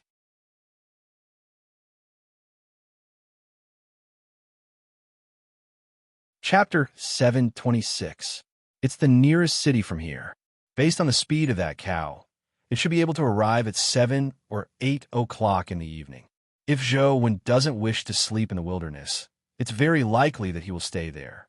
This 7 o'clock guess makes sense, Zhang Chunxiu said with a smile. "I can't compare to you, brother Zhang. It was just a random guess," Xiao Luchuan said with a smile. "Then I'll make a random guess. Let's make it 7:01, Zhang Chunxiu said in all seriousness. "If you guess 7:01, then I'll guess 6:59, Dugugu also said. "Hey, isn't it a little too much to bully others like this?" Xiao Luchuan said unhappily. Zhang Chunxiu smiled and said, "Actually, it's too easy to guess the time. Why don't we change the guessing method?" "What else can I guess?" Xiao Luchuan couldn't think of anything else to guess. "Let's guess which city he wants to take the log to. What do you think?" Zhang Chunxiu said. All right, I'll bet. I'll let you guess first this time, Xiao Luchuan said. There's no need. Let's write it on paper and open it together. Zhang Chunxiu took a piece of paper and a pen and handed it to Xiao Luchuan and Dugugu. The three of them typed in their own answers and opened it together. After looking at each other's answers, the three of them looked at each other. This was because out of the three of them, two of them wrote the imperial capital, while only Xiao Luchuan wrote the capital. However, the capital and the imperial capital basically had the same meaning. It was just that the natives of the imperial capital were more used to calling it the capital. From the looks of it, I can't bet on this either, Xiao Luchuan said with a smile. Why don't we make it simpler? Let's bet on whether he can reach the imperial capital alive, Dugu said. Yes or no? There are only two answers. How should the three of us bet? Xiao Luchuan said. That's simple. Reaching the imperial capital alive, reaching the imperial capital after death, and not reaching the imperial capital at all. Aren't there three answers? The time limit is 1 month. What do you think? Dugugu said. That makes sense. Who will choose first? Xiao Luchuan looked at Dugugu. Since I was the one who proposed the rules, I'll be the last to choose, Dugugu said. Zhang Chunqiu's expression was somewhat solemn. After pinching his fingers for a while, he said, If no one snatches it from me, I'll choose to go to the imperial capital after I die. I won't snatch it from you. I want him to reach the capital alive, Xiao Luchuan said. Then the remaining answer belongs to me. I guess he can't reach the capital, Dugugu said. In that case, let's travel together and follow him. Let's see the outcome, Zhang Chunqiu suggested. All right, Dugugu stood up. The trio left the coffee shop and chased after Zhouwen. Zhouwen carried the log and left the city. Although he was riding the great Might Vajra bull, carrying the log still required a lot of stamina. When he left the city, Zhouwen's forehead was already covered in sweat. His clothes were drenched. Helpless, Zhouwen could only switch to the Ancient Sovereign Sutra and fuse with the Defy Ancient Sovereign Life Soul. With the augmentation of the powerful vitality, he could continue carrying the log. The great Might Vajra bull didn't have it easy either. Its speed was much slower and couldn't be compared to usual. It ran like an old bull dragging a cart. Not long after leaving the city and entering the mountains, the sky suddenly darkened. The sky was covered in dark clouds, and lightning bolts resembled faintly discernible divine dragons. Occasionally, ferocious figures would flash in the dark clouds. Is it going to rain heavily? Zhouwen couldn't help but frown when he heard the thunder. He stared at the thick dark clouds. Brother Dugu, Zhang Chunxiu, and Xiao Luchuan followed far behind Zhouwen. They didn't chase too closely. With Zhang Chunxiu, who could predict they didn't have to be afraid of losing him, nor did they need to get too close. At that moment, they also saw the dark clouds and lightning that filled the sky, but they weren't as optimistic as Zhouwen. Chunxiu, what do you think? Xiao Luchuan asked as he stared at the dark clouds in the sky with a solemn expression. Zhang Chunxiu pinched his fingers and said, It's an ominous sign. Don't try to fool me. I want to hear the truth. Xiao Luchuan interrupted Zhang Chunxiu. The truth is that a breakout creature is about to be born. Furthermore, it doesn't look too weak. It looks like you'll be busy, Zhang Chunxiu said with a smile. Among the three of them, only Xiao Luchuan needed Zhouwen to reach the imperial capital alive before he could win the bet. He naturally wouldn't let Zhouwen die here. As long as he could win, Xiao Luchuan didn't mind helping Zhouwen. As they spoke, Zhouwen had already sped up, hoping to reach the city ahead as soon as possible. Unfortunately, the log was too heavy. Even if the great Might Vajra bull ran with all its might, it couldn't run too fast. That's not right. As Zhang Chunxiu walked, he pinched his fingers to calculate something. He looked around, and suddenly, his expression changed as he cried out. What's wrong? Xiao Luchuan asked curiously. Before Zhang Chunxiu could answer, he heard an explosion in the sky. A bolt of lightning descended from the sky and struck a forest near them. Strangely enough, when the lightning struck the forest, it produced visible electric arcs. The forest enveloped by the lightning only flashed with lightning, but there was no fire. And this was just the beginning. Large amounts of lightning continued to fall, falling into the forest covering all the flowers, grass, and trees with a layer of lightning. However, the flowers, grass, and trees did not die. Instead, they became even more energetic. Quaking a divination, returning sister lightning pool. It looks like this isn't good, Zhang Chunxiu said as he calculated. Xiao Luchuan had spent a long time with Zhang Chunxiu, so he had a simple understanding of divination. When he heard that, he said, returning sister lightning pool shouldn't be a dangerous divination, right? I remember hearing you say that the meaning of returning sister lightning pool divination is that for greater benefits, one has to pay a certain price in exchange. It's just like marrying off one's sister. Although what you said isn't completely correct, it's not too far off. However, before Zhang Chunxiu could finish his sentence, he suddenly saw the plants that were covered in lightning seem to come to life. Their branches and leaves trembled as they shot out bolts of lightning. Instantly, crisscrossing lightning enveloped Xia Luchuan and company. This level of lightning naturally didn't affect them much. Xia Luchuan shattered the lightning with a wave of his hand. Thunder boomed in the sky again. This time, the thunder was especially loud, causing the entire mountain range to tremble. In the dark clouds in the sky, a ball of azure lightning fell like a meteor. Boom! A large swath of the forest was destroyed as a figure emitting lightning appeared in the ruins of the forest.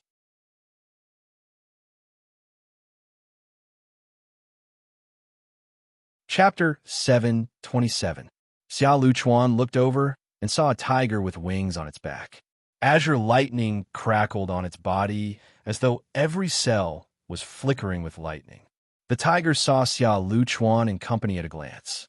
With a flap of its wings, it immediately transformed into a bolt of lightning. Not good. Xiao Yuchuan's expression changed as he summoned an ancient sword. The ancient sword split into 2, 4, and 8, turning into a sword formation that resembled an impenetrable wall that blocked in front of Xiao Luchuan. Dugu Ji's figure quickly retreated like a ghost. He was unbelievably fast. Even Zhou Wen's transcendent flying immortal at full strength wasn't as fast. Zhang Chunxiu flicked his sleeve and talismans appeared in front of him, turning into a talisman array that protected his body.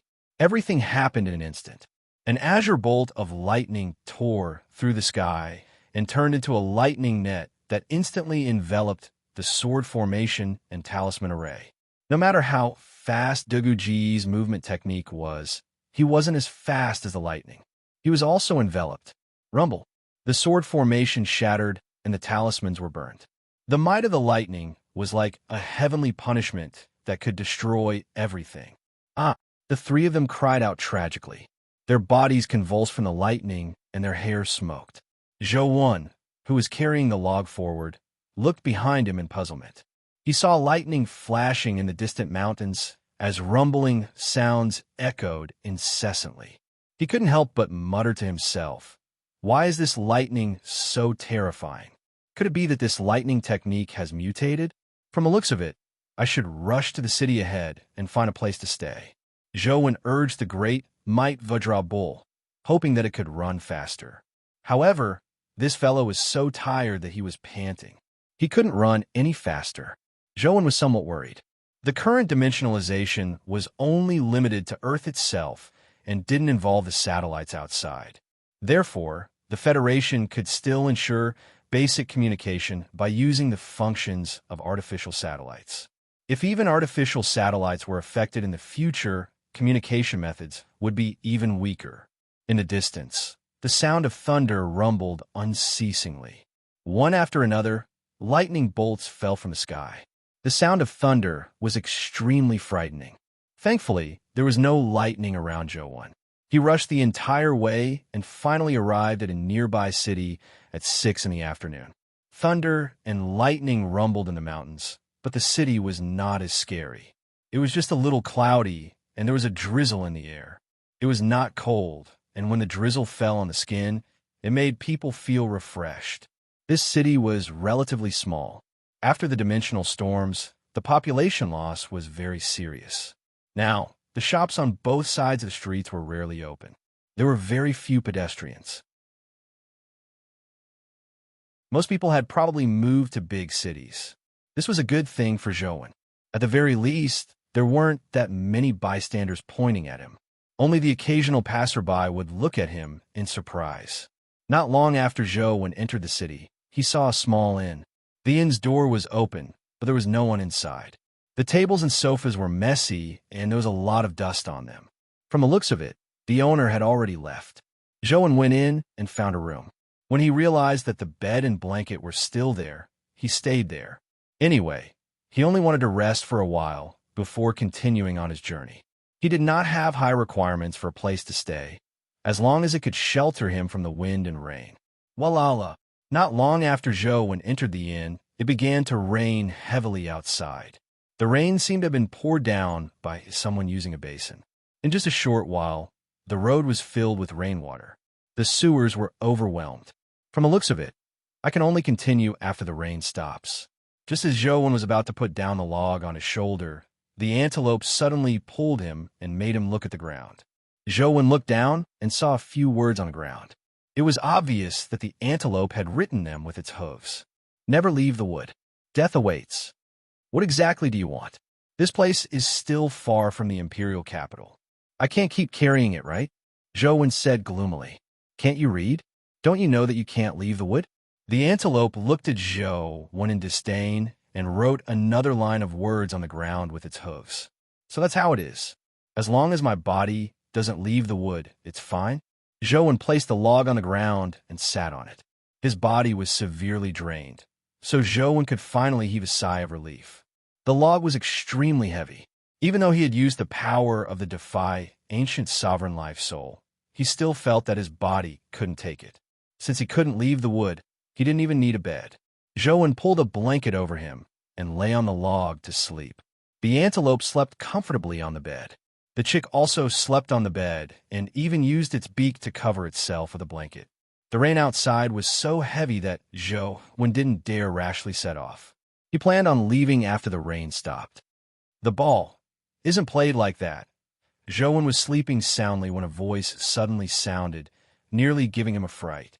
Thankfully, Joan still remembered the words, "Never leave the wood." He forcefully stopped himself and continued sitting on the log without jumping down. When he opened his eyes and took a closer look, he realized that the television in the room had been switched on. It was playing an old movie. I nearly died from fright. Why is this crappy television on its own? Joan turned his head and saw that the chick had woken up at some point in time. It was using its claws to fiddle with a remote control. I'm sleeping. Cut it out. Joan extended his hand and sucked the remote control over. Then, he used it to turn off the television. Seeing that it was still early and that it was still raining heavily outside, Joan lay down to continue sleeping. Just as he fell asleep, he was suddenly woken up by the sound. This move is clearly called Old Man Pushing the Cart. Don't think I don't know. Joan was woken up again and saw that the television was on again. It was playing an old movie again. Little Fei, can you stop fooling around? Let me rest for a while. I'm really tired. Joan was just about to take the chick's remote control when he realized that the chick wasn't holding it at all. The remote control was still beside him. The chick crawled out of the blanket and looked at him blankly. What's going on? Did I touch the remote control myself? No, that's not right. This hotel has been abandoned for some time. There's no electricity inside. How can the television be switched on? Joan finally woke up completely as he sat up and carefully looked at the television. Joan's expression couldn't help but change. This was because the cable for the television was hanging below. It wasn't plugged in at all. Even if there was electricity in the hotel, it was impossible for the television to be switched on. You can look at it later. The old movie on the television was still playing. Joan frowned as he stared at the television and used Truth Listener to inspect it.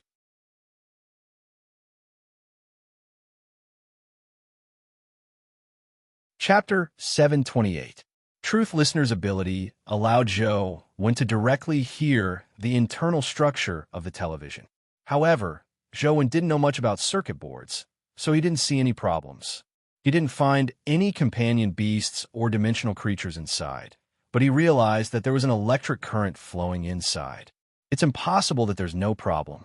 Zhou checked it several times, but he didn't see any problems. He tried using the remote control to turn off the television, but the television was turned off again. It looked no different from a normal television. What the hell? Could it be that the electric current generated by the thunderstorm ran into the television, causing it to have electricity? Zhou studied it for a long time, but he couldn't figure out why there was electricity in the television. However, even he didn't believe this guess. I'd like to see just what exactly is playing tricks here. Zhou used Truth Listener to monitor the entire hotel and the surrounding area. Even in the heavy rain, nothing could escape his ears. Zhou sat on the log and stared at the television. Boom! After a while, thunder sounded in the sky again. It felt like the thunder was very close, as though it had exploded outside the building. Suddenly, the television lit up and began playing a movie. Cut the crap. Take off. I'll take off my clothes. Hey, what are you doing? Are you trying to kill me? How amazing. Even if I'm beaten to death by you, it's worth it. Zhou kept staring at the television, and Truth Listener kept monitoring all the components in the television. However, for some reason, the television suddenly had electricity. There were no suspicious signs in the hotel or outside. There were no people or dimensional creatures.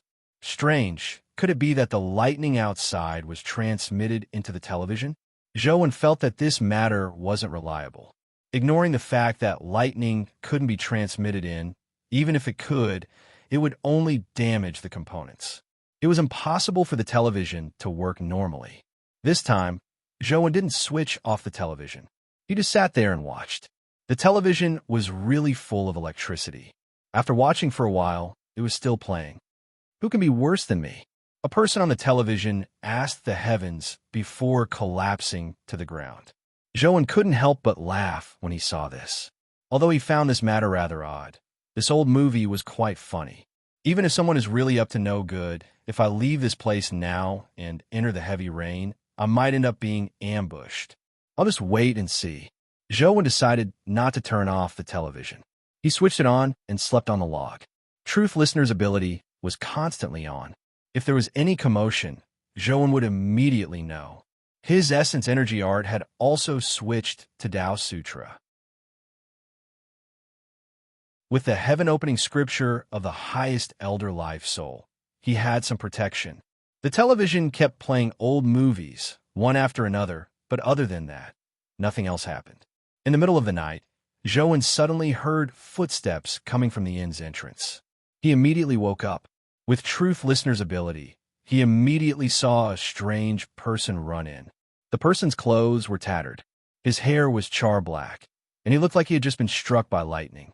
Finally, you can't help but move? Zhou sat up and monitored the person's every move. After the person entered, he sniffed around before walking towards Zhou Wen's room. Indeed, he's here for me, Zhou Wen thought. When the person arrived at the door, Zhou Wen was waiting for him to see what tricks he had up his sleeve. He never expected the person to knock on the door a few times. Who is it? Zhou Wen was somewhat surprised as he asked after some thought. The person outside said, Zhou Wen, I'm here to snitch. You have to be careful along the way. Someone wants your life, and it's not just one family. Who wants my life? Zhou Wen asked. You should know the Dugu family and the Zhang family of the Federation's 6 families, right? The Dugu family's Dugugu and the Zhang family's Zhang Chunqiu want your life, the person outside answered. I have no grudge with them. Why do they want my life? Zhou Wen asked again. This time, the person outside the door did not answer. Instead, he asked, You should be going to the capital, right? What does where I go have to do with them wanting to kill me? Zhou Wen didn't quite believe the person in front of him. This person looked problematic. They don't want you to enter the imperial capital alive, the person outside the door said. Why? Zhou Wen frowned. Don't worry about why. In short, be careful, the person said as he prepared to leave. Who are you? Why are you telling me this? Zhou Wen hurriedly asked. You can call me someone with a heart, the man said firmly and turned to go downstairs. If it wasn't for his tattered clothes and charred hair, he would have looked rather cool. Zhou Wen found the name Intentional a little familiar. After a while, he recalled that Intentional was a code name often used in elementary school essays. Who is this person? Zhou Wen frowned inwardly. He naturally didn't completely believe this person's words, but from the looks of it, he didn't seem to have any ill intentions. Was he behind a television incident? Zhou was a little unsure at that moment. The television was still broadcasting, so Zhou didn't care too much. He decided to sleep and wait for the rain to stop. After all, he was definitely heading to the imperial capital. He would deal with whatever came his way. It was useless to worry. Not long after he fell asleep, Zhou heard someone enter the hotel. Ding, ding, ding. After the person entered the hotel, he didn't even take a sniff. He went straight to the second floor and ran toward Zhou Wen's room. His style was similar to the person from before. He was also dressed in tattered clothes, and his hair was char-black. However, it was obvious that they weren't the same person. This person was slightly taller. Could it be that the person in question is here? As Zhou Wen was thinking, the person had already arrived at the door. He actually raised his hand and knocked. "Who is it?" Zhou Wen asked patiently. "Are you Zhou Wen?" The person at the door asked. "I'm Zhou Wen." "Who are you?" Zhou Wen asked. "I'm just a nobody. If you're happy, you can call me Nameless. I'm here to tell you that someone wants to harm you on your way to the imperial capital. You have to be careful," the person outside said. "Who want to harm me?" Zhou Wen found the matter odd as he asked calmly. "It's Dugugu of the Dugu family and Zhang Chuanxiu of the Zhang family. You have to be careful of the two of them." The person outside said the same thing as the person who had just come. "Who are you?" Zhou Wen asked. "There's no need to know each other. Let's meet again if fate wills it." With that said, the person went downstairs. Sogu.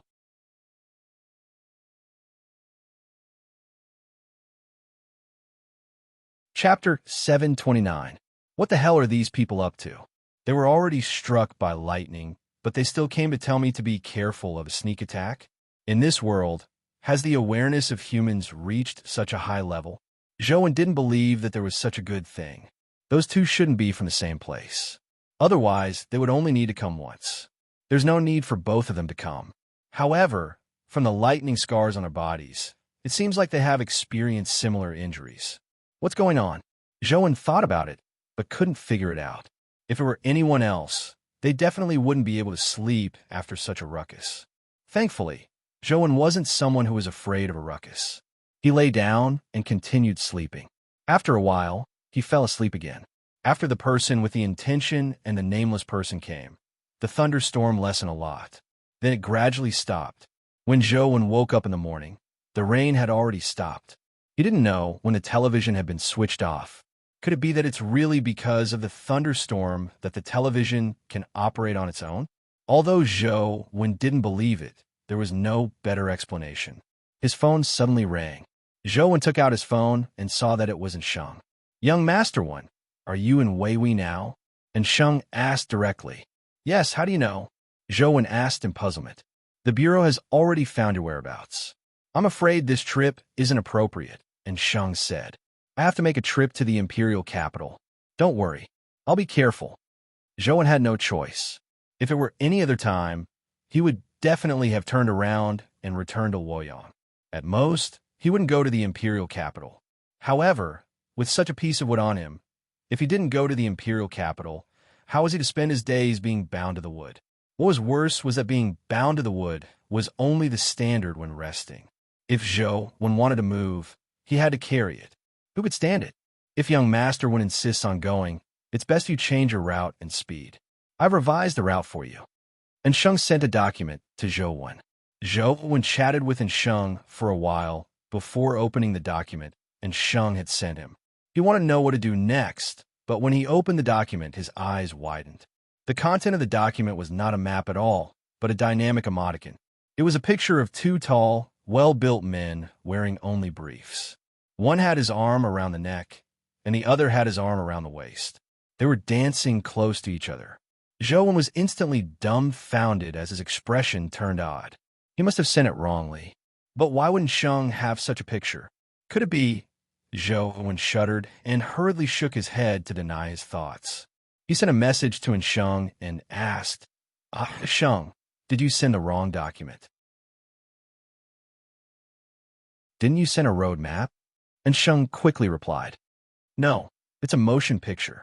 Zhou Wen sent the picture along with the information. After a while, and Sheng sent another message. There's a problem with the message.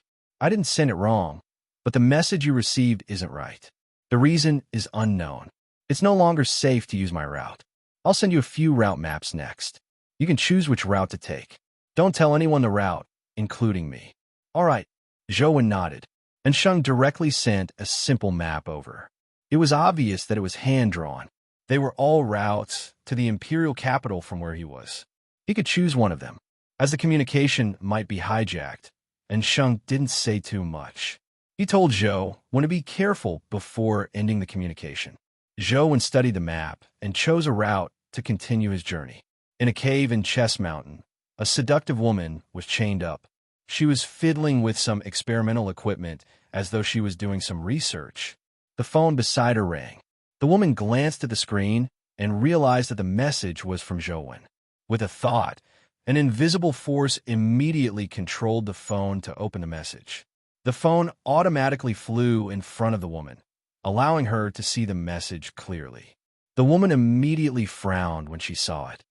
"Darling, I want you to be my slave tonight." "Well done, Zhou Wen. You sure have guts. You want to be a slave, right? I'll satisfy you immediately." The woman narrowed her eyes as they shimmered with a strange glint. With a thought, the woman's phone automatically typed and sent a message to Zhou Wen. "I'll fulfill your wish tonight." Zhou Wen was walking when he heard his phone ring. He took it out and saw that it was from the Arch. He immediately clicked it open and was momentarily at a loss. He sent a message. "What do you mean? Did you send the wrong message? Did I send the wrong message? Then who was your message supposed to be sent to?" The Arch quickly replied. "How do I know who your message was supposed to be sent to?" Zhou Wen found it even more baffling. The Arch didn't reply. Zhou Wen muttered to himself, "How baffling." After putting away his phone, he continued on his way. Zhou Wen changed his previous route and took another detour. He didn't take the same old path. Although taking the old path might have an unexpected effect, the probability of Zhou Wen changing routes was 50%. However, the probability of determining Zhou Wen's route among the new routes was much lower, so Zhou Wen still decided to change routes. An hour after Zhou Wen set off, Xiao Luchuan and company set off from another hotel in Wei Hui and continued tracking Zhou Wen. It looked much better than before. The mysterious dimensional creature they encountered the day before yesterday had nearly knocked the three of them down. Although they managed to escape in the end, they were still slightly injured.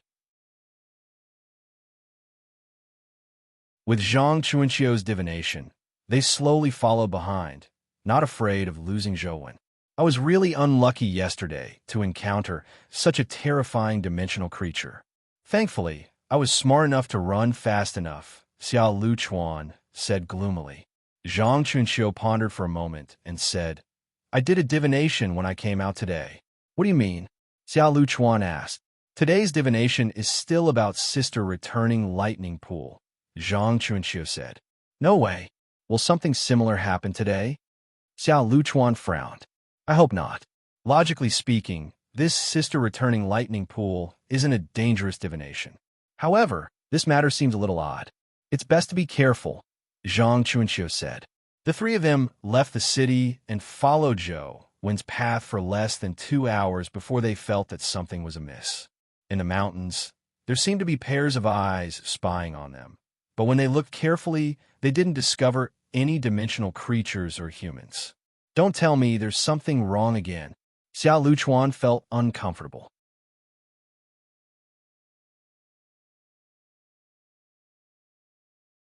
Chapter 730. "I'm afraid it's already out," Zhang Chunqiu said as he sized up the dark forest.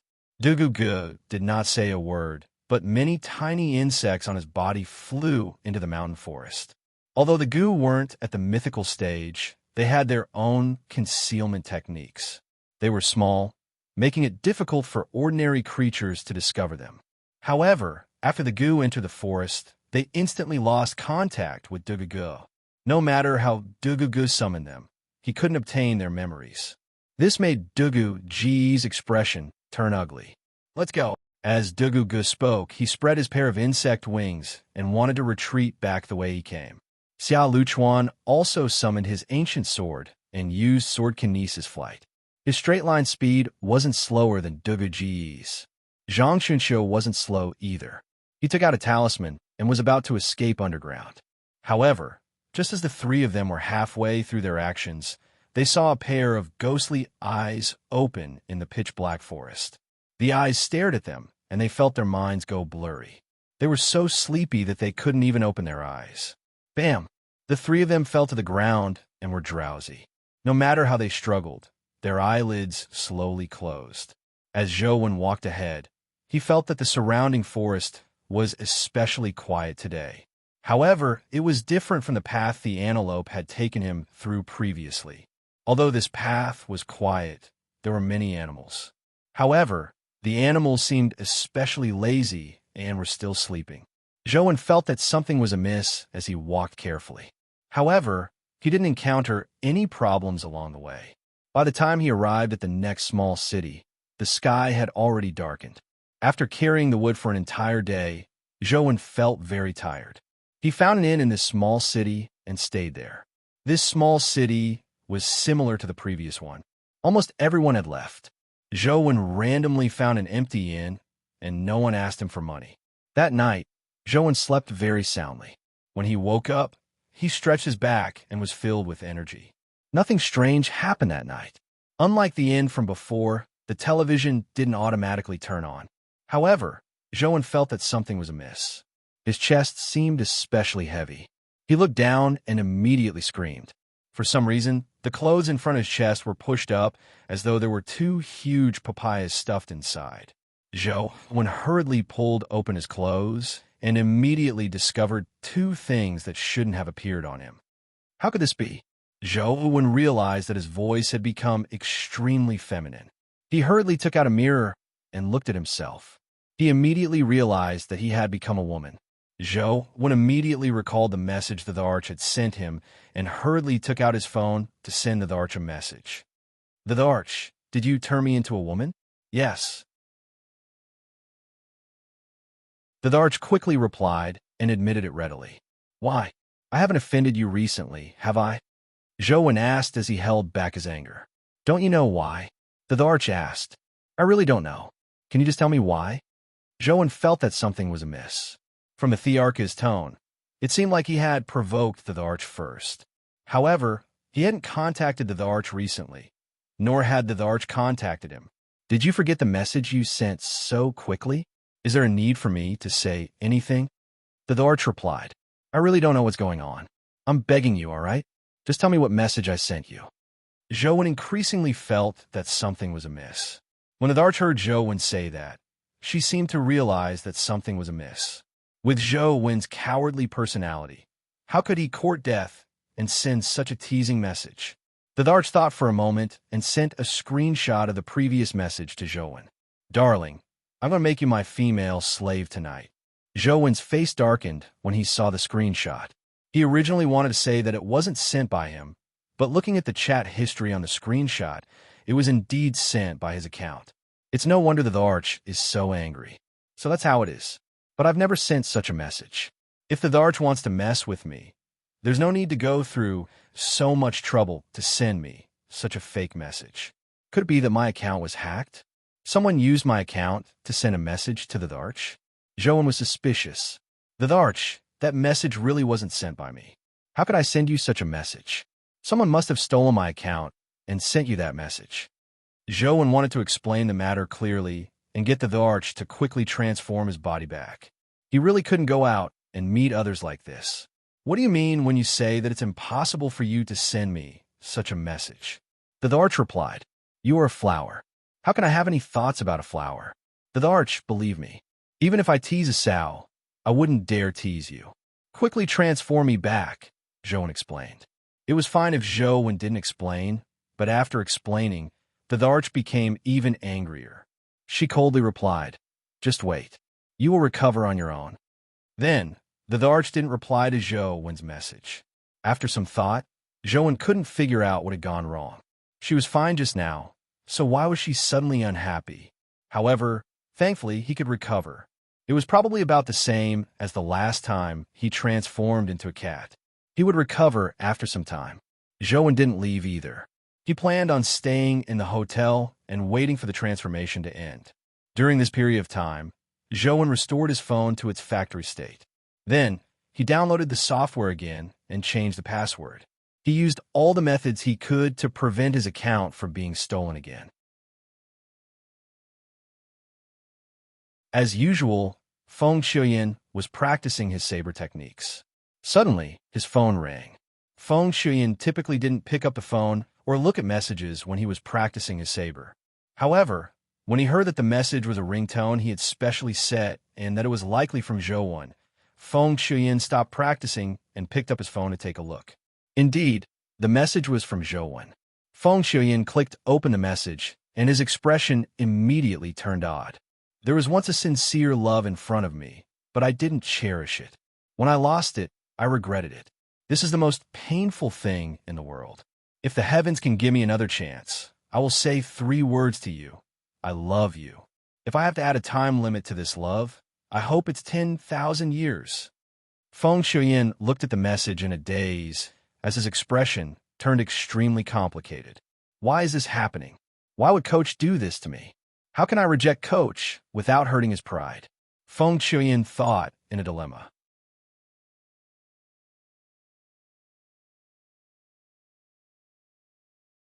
Chapter 731. Beep. Zhou was sitting on a log-grinding dungeon when he suddenly heard his phone ring. He picked it up and realized that it was from Feng Shuyan. Coach, you are a good man. I believe you will meet the best person. I only want to practice my saber properly now. I don't plan on considering my personal problems. It's really not because of you, but because of me. Zhou was confused, unsure what was going on. Feng Shuyan was usually cool. Apart from practicing his saber, he rarely spoke to others. Why would he suddenly send such a strange message to him? It didn't seem like his style at all. Could it be that his account was hacked like me? With this thought in mind, Zhou sent Feng Shuyan a message. Little Yin Yin, were you hacked? When Feng Shuyan received Zhou's message and saw the title Little Yin Yin, he suddenly shivered for some reason. This nickname was given to him by Li Xian. He was used to being called that, so he didn't think much of it. He usually didn't care about it. However, for some reason, he felt a little strange when he saw this nickname today. It was indescribably awkward. It wasn't hacked. Coach, we are still students now. We should focus on our studies. Furthermore, the Federation is in dire straits. The rise and fall of the Federation is everyone's responsibility. Feng Shuyan thought of a way to convince Zhou not to lose his pride and not feel sad for being rejected. He could even work harder. Zhou felt that something was amiss as he suddenly realized something. He immediately sent a message to Feng Shuyan. Before this message, did I send you any messages? If so, send me a screenshot. Zhou sent a screenshot of the first message Feng Shuyan had sent him. He felt that something was amiss. Indeed, after a while, Feng Shuyan sent a screenshot over with a message. Coach, it's really not that you aren't good enough, but I really only want to focus on practicing my saber. When Zhou saw the message on the screenshot, he wished he could immediately find a hole to hide in. F***CK your sister. Who's behind this? Zhou had the urge to kill. If this continued, he would definitely go crazy. With no other choice, Zhou sent a message to explain to Feng Shuyan that his account had been hacked. Yes, I understand, Coach. I won't tell anyone about this, Feng Shuyan replied. Screw you if you don't tell me. My account was really hacked. Zhou felt like crying, but Feng Shuyan's words reminded him. Zhou hurriedly sent a message to all his friends, telling them that his account had been hacked. If there was any abnormal news recently, they should not believe it. Not long after, someone replied to him with all sorts of messages. Some people said that they had been scammed by him and wanted him to return the money. Others said that they had confessed to her and wanted him to take responsibility. However, they were all joking. No one else received any special messages.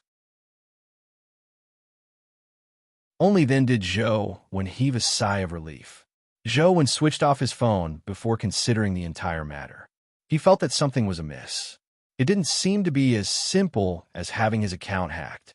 This matter seems to have happened after I checked into the hotel and the television automatically switched on. Could it be that there's a problem with my phone? Joan felt that there was a connection between the two matters. He checked his phone and didn't find any problems. Everything inside the phone was normal. For this, Joan even specially found the internal structure of such a phone and compared it with his phone's interior. However, there was nothing abnormal. There weren't any special components installed inside. After switching it back on, Joan operated his phone again, cleaning and restoring the appearance settings. He did it again, unsure if it was of any use. That's not right. Joan looked at the phone's interface and suddenly realized a problem. Everything about the phone was normal, but the only thing that was abnormal was the phone's battery. In the past 2 days, Joan hadn't charged his phone at all. Although he didn't usually use this phone, it had been on standby for a few days. Furthermore, he had been operating it for so long, but the battery was still at 100%. There wasn't any loss. This was clearly abnormal. When Joan discovered this abnormality, he immediately thought of the television that had automatically switched on in the hotel. I don't know why there was an electric current in the television, but it automatically switched on. Now, the battery in my phone doesn't drain. Could it be the same thing? Joan used Truth Listener to check the phone's battery, but he didn't find any problems. He only felt that there was plenty of battery inside. Although smashing the phone might resolve the problem, it was only a possibility. Joan thought for a moment and didn't smash the phone. Instead, he switched it off. After waiting for a while, his body finally returned to normal and he returned to his original appearance. Joan continued on his way with his phone. On the way, Joan paid close attention to the phone. Truth Listener's ability was constantly paying attention to the phone's interior, especially the battery. However, he didn't discover anything amiss. When he arrived at the next city, Joan stopped to rest again. The phone remained silent. However, when Joan slept in the middle of the night, something abnormal happened. The phone that had been switched off automatically turned on. The moment the phone was switched on, the program automatically ran and began playing an old movie. Joan had already watched this old movie in the hotel. The problem is indeed there. Joan was now certain that something had happened at the hotel on the stormy day. Joan switched off his phone again, but it didn't take long for the phone to automatically turn on again. It was still playing the old movie, and no matter how it played, the phone's battery didn't decrease. Joan switched it off a few times, but the phone automatically turned on. It was still playing the old movie, and no matter how it played, the phone's battery didn't decrease. Joan switched it off a few times, but the phone automatically turned on. Joan had been observing the phone's battery all night. He could sense that the battery inside was fluctuating, and the fluctuation was extremely abnormal. Could it be that the electric current is a special dimensional creature? Joan felt that the possibility was very high. If the electric current inside was a companion beast, no one would use a companion beast like this. Although it caused him some trouble, it wasn't fatal. If his enemy had such a companion beast, they wouldn't have used it in such a manner. It could have dealt a fatal blow to him, and it might even have consigned him to eternal damnation. How can I get the electric current out?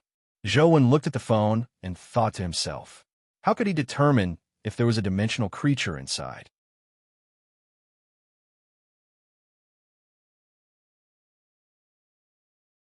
Chapter 732. Smash the phone. It probably won't be of much use. It can silently run from the television to my phone, so it should be able to move elsewhere.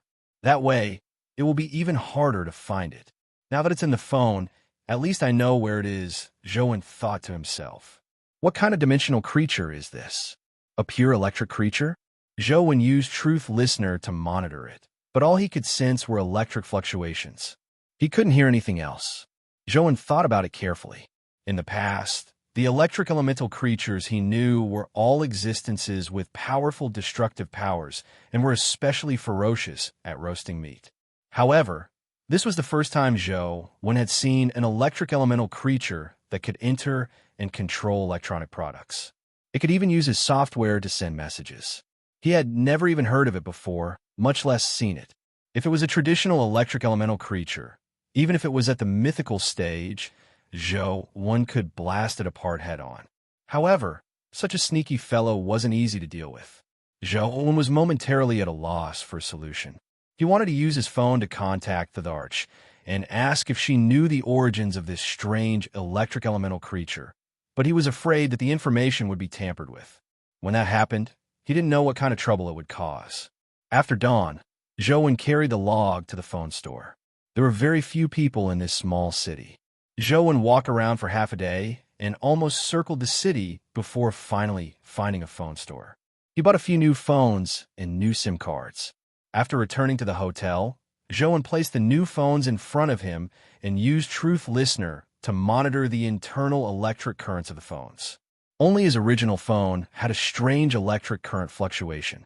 Zhou left it on the table and took a new phone. He went to the yard outside and dialed the Thearch's number. Thankfully, the Arch didn't reject the call because it was an unfamiliar number. Zhou heaved a sigh of relief and recounted what he had encountered in detail. There's actually such a dimensional creature. I've never seen it before. The Arch actually didn't know the origins of this dimensional creature. After a pause, the Arch continued. However, from your description, it should have electromagnetic attributes. It might even have powers like a magnetic field. I'm afraid there's no way to destroy it by simply destroying the phone. It can easily move elsewhere. That's what I think too. I just can't think of a good way to deal with it, Zhou said. The Arch curled her lips and said, "Did you study for nothing? Waves need to spread through matter, and particles will be affected by a force field. Even if it's purely formed from electric energy, it can't exceed this rule. Why don't you try using the black hole-like power created by Tyrant Behemoth's absolute strength skill?" Zhou was immediately taken aback. He had been considering the methods to restrain the lightning elemental creatures in myths and legends. He never expected that a dimensional creature like the Arch would teach him about human scientific knowledge. "How do you know that Tyrant Behemoth is mine?" Zhou suddenly realized that he hadn't told the Arch that Tyrant Behemoth belonged to him. "What do I know?" the Arch said disdainfully. After hanging up, Zhou returned to his room. Just as he was about to test if Tyrant Behemoth's absolute strength was effective, he suddenly realized that the special electric current fluctuations in his phone had vanished. Zhou carefully checked the phones and checked everything in the hotel that had anything to do with electricity. He didn't find any abnormal electric fluctuations. Why is it gone again? Zhou pondered for a moment and thought of a possibility. It was very likely that the strange lightning elemental creature had eavesdropped on his conversation with the Arch, so it had already run away. Unwilling to give up, he searched for most of the night, but he didn't find any more problems. In the morning, Zhou had no choice but to set off. After this, there were no more abnormalities on the phone. Everything returned to normal. Did that lightning elemental creature really escape? Zhou found it unbelievable that such a strange and cunning dimensional creature had been scared away by a few words. Not long after Zhou left, 3 men entered the small city where Zhou had stayed. The 3 of them looked haggard and had dark circles under their eyes. They looked like they had pulled 7 or 8 all-nighters and were on the verge of dying. These 3 people were naturally Xia Luchuan, Zhang Chunxiu, and De Ge. Don't you think that something's amiss? The first time we encountered that terrifying electric beast, we were almost electrocuted to death. The second time, we encountered a nightmare and almost sank into a dream, never to come out. Why do we encounter such a powerful, mythical creature? Xia Luchuan said. De Ge said with certainty, "It's definitely not a coincidence."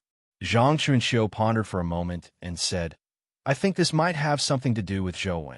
Places he hasn't been to are fine, but places he's been to, so many things happened when we walked." "Are you saying that Zhou is secretly up to no good and wants to harm us?"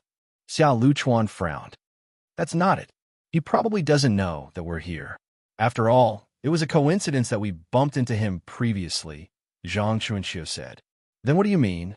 Xia Luchuan looked at Zhang Chunxiu in puzzlement. Zhang Chunxiu pondered for a moment and said, "Did you notice that there's something wrong with the piece of wood that Zhou has been carrying?" "Of course there's a problem. I've never seen such a piece of wood before. It looks a little like gloomy wood, but it looks even more corporeal than gloomy wood," Xia Luchuan said. "No, I'm not talking about that. Zhang Chunxiu reorganized his thoughts before saying, don't you think that piece of wood is a little sinister? Sinister? Xiao Luchuan and Dugugu looked at each other in puzzlement. Seeing that they weren't saying a word, Zhang Chunxiu guessed that they hadn't noticed it. So he continued, I think there's something wrong with that piece of wood. It seems a little sinister. It doesn't feel like a piece of wood. If it doesn't look like a piece of wood, what does it look like? Xiao Luchuan asked in puzzlement. How should I put it? Nowadays, cremation or ultra-low temperature decomposition is usually done. In ancient times, burial was popular. It was to use a wooden coffin to store a person's corpse and bury it in the ground. Although that piece of wood looks different from a coffin, the sinister aura on it reminds me of coffin. Zhang Chunxiu shared his thoughts. Coffin? Are you saying that there might be a corpse inside that piece of wood? Zhou Wen is carrying a corpse on his back. Why is he carrying this thing? Xiao Luchuan widened his eyes.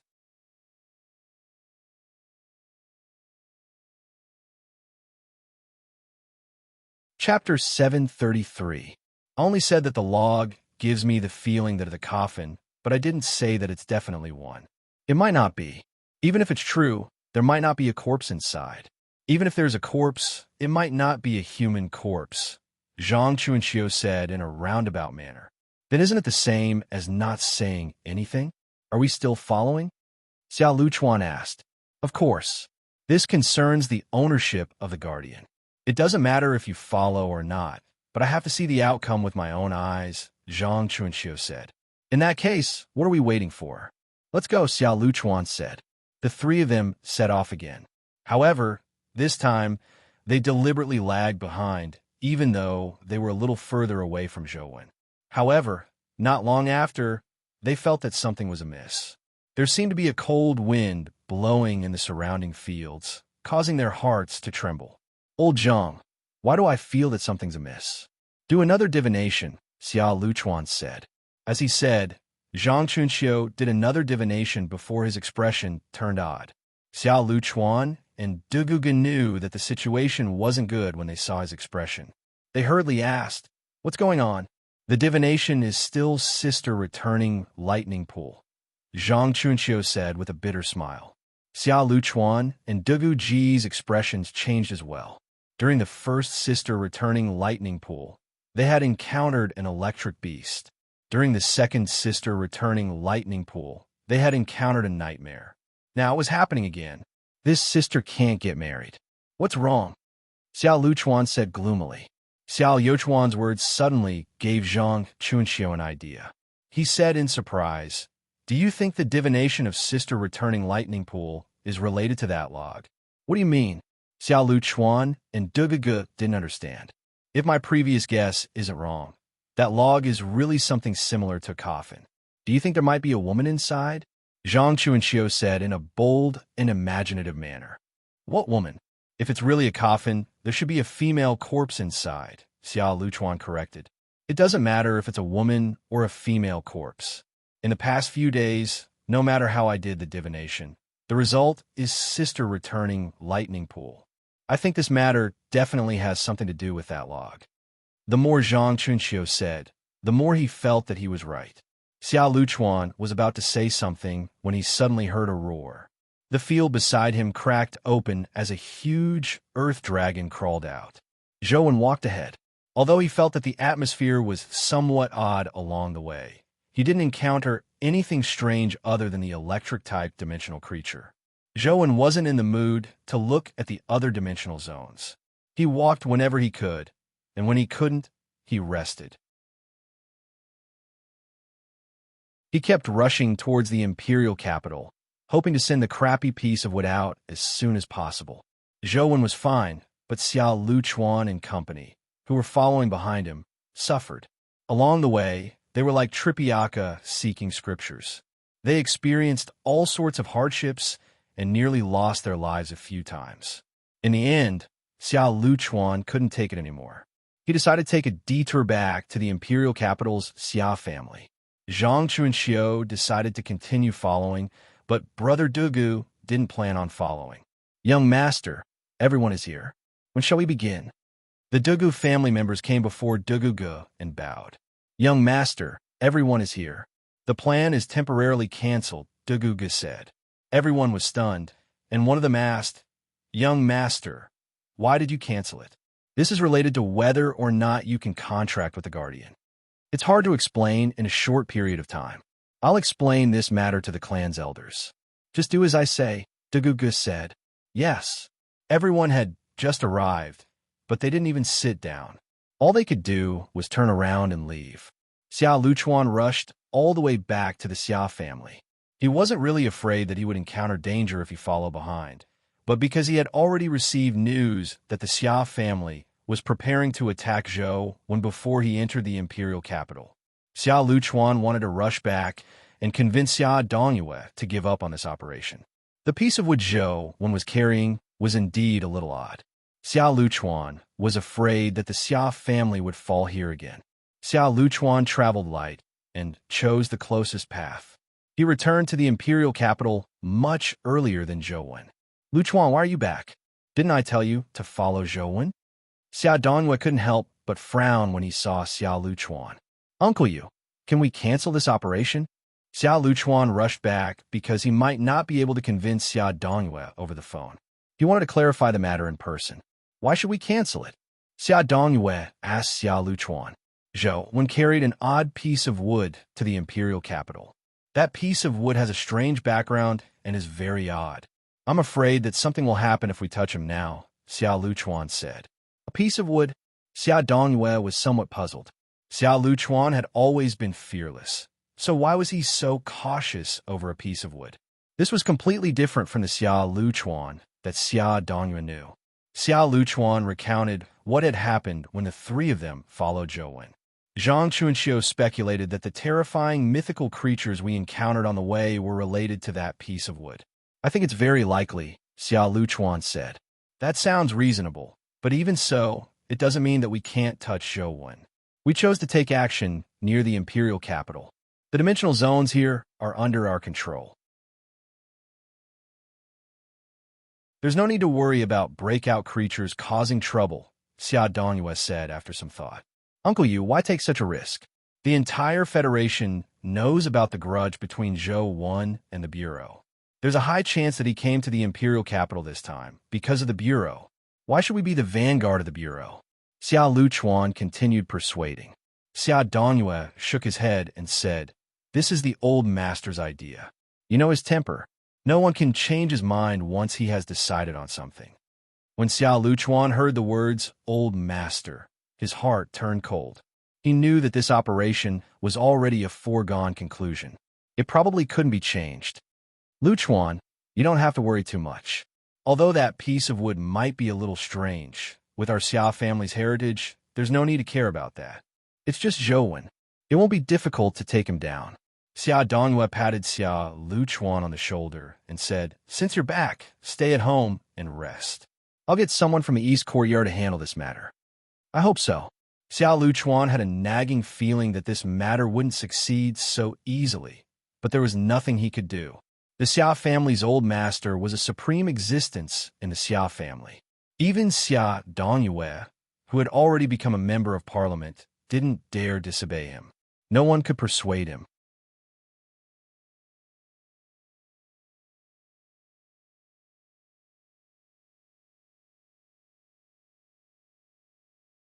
The other members of the Xia family were not allowed to enter the East Courtyard, but he was given special permission by the old master to come and go as he pleased.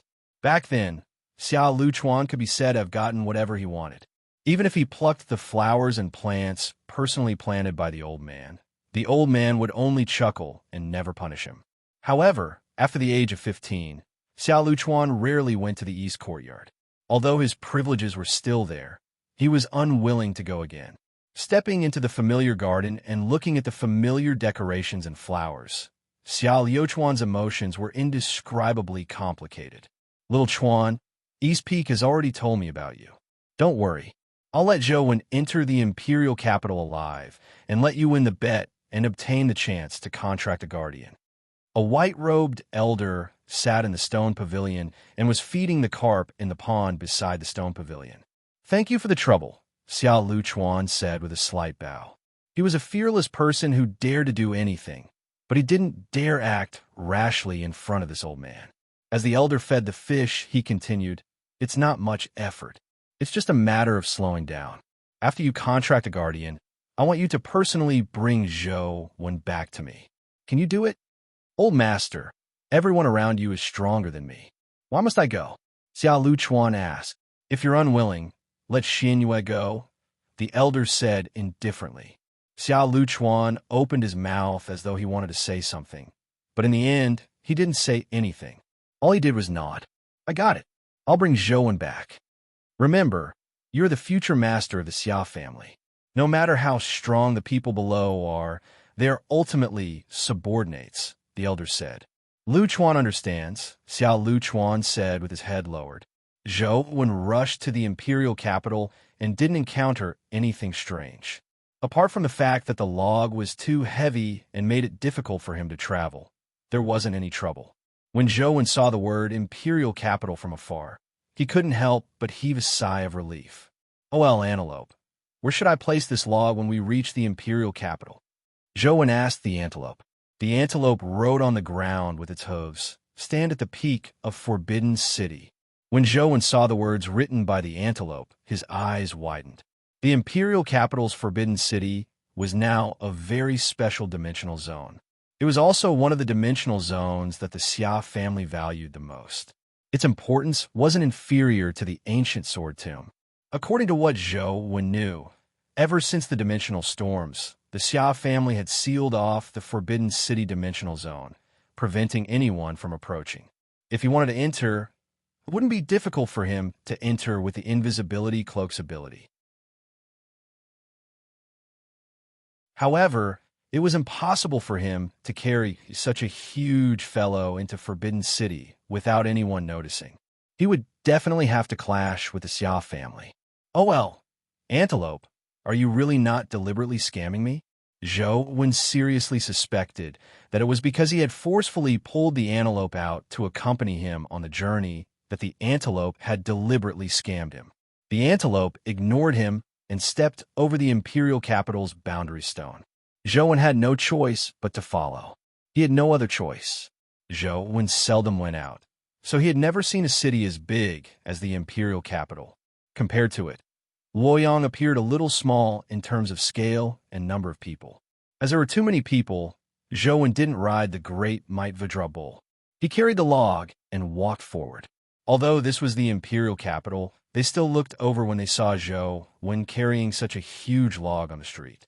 Zhou Wen originally planned on contacting Wang Lu after he arrived at the imperial capital. However, it wasn't appropriate for him to treat her to a meal while carrying a huge log. Zhou Wen decided not to contact her for now. It wouldn't be too late to contact her after he resolved the matter with the log. He found a hotel to stay in. The room was rather expensive, but Zhou Wen still paid without hesitation and booked a room for a week. This place was relatively close to Forbidden City. From the floor-to-ceiling windows in the room, he could see Forbidden City in the distance. This was also why Zhou Wen chose to stay here. "How do I get this piece of wood in?" Zhou Wen stood in front of the floor-to-ceiling windows and stared at the ancient Forbidden City in the distance. Many thoughts flashed through his mind. So good that you're tuning in to the Warrior Lore YouTube channel. Don't forget to subscribe and join us on this journey to catch the most captivating stories.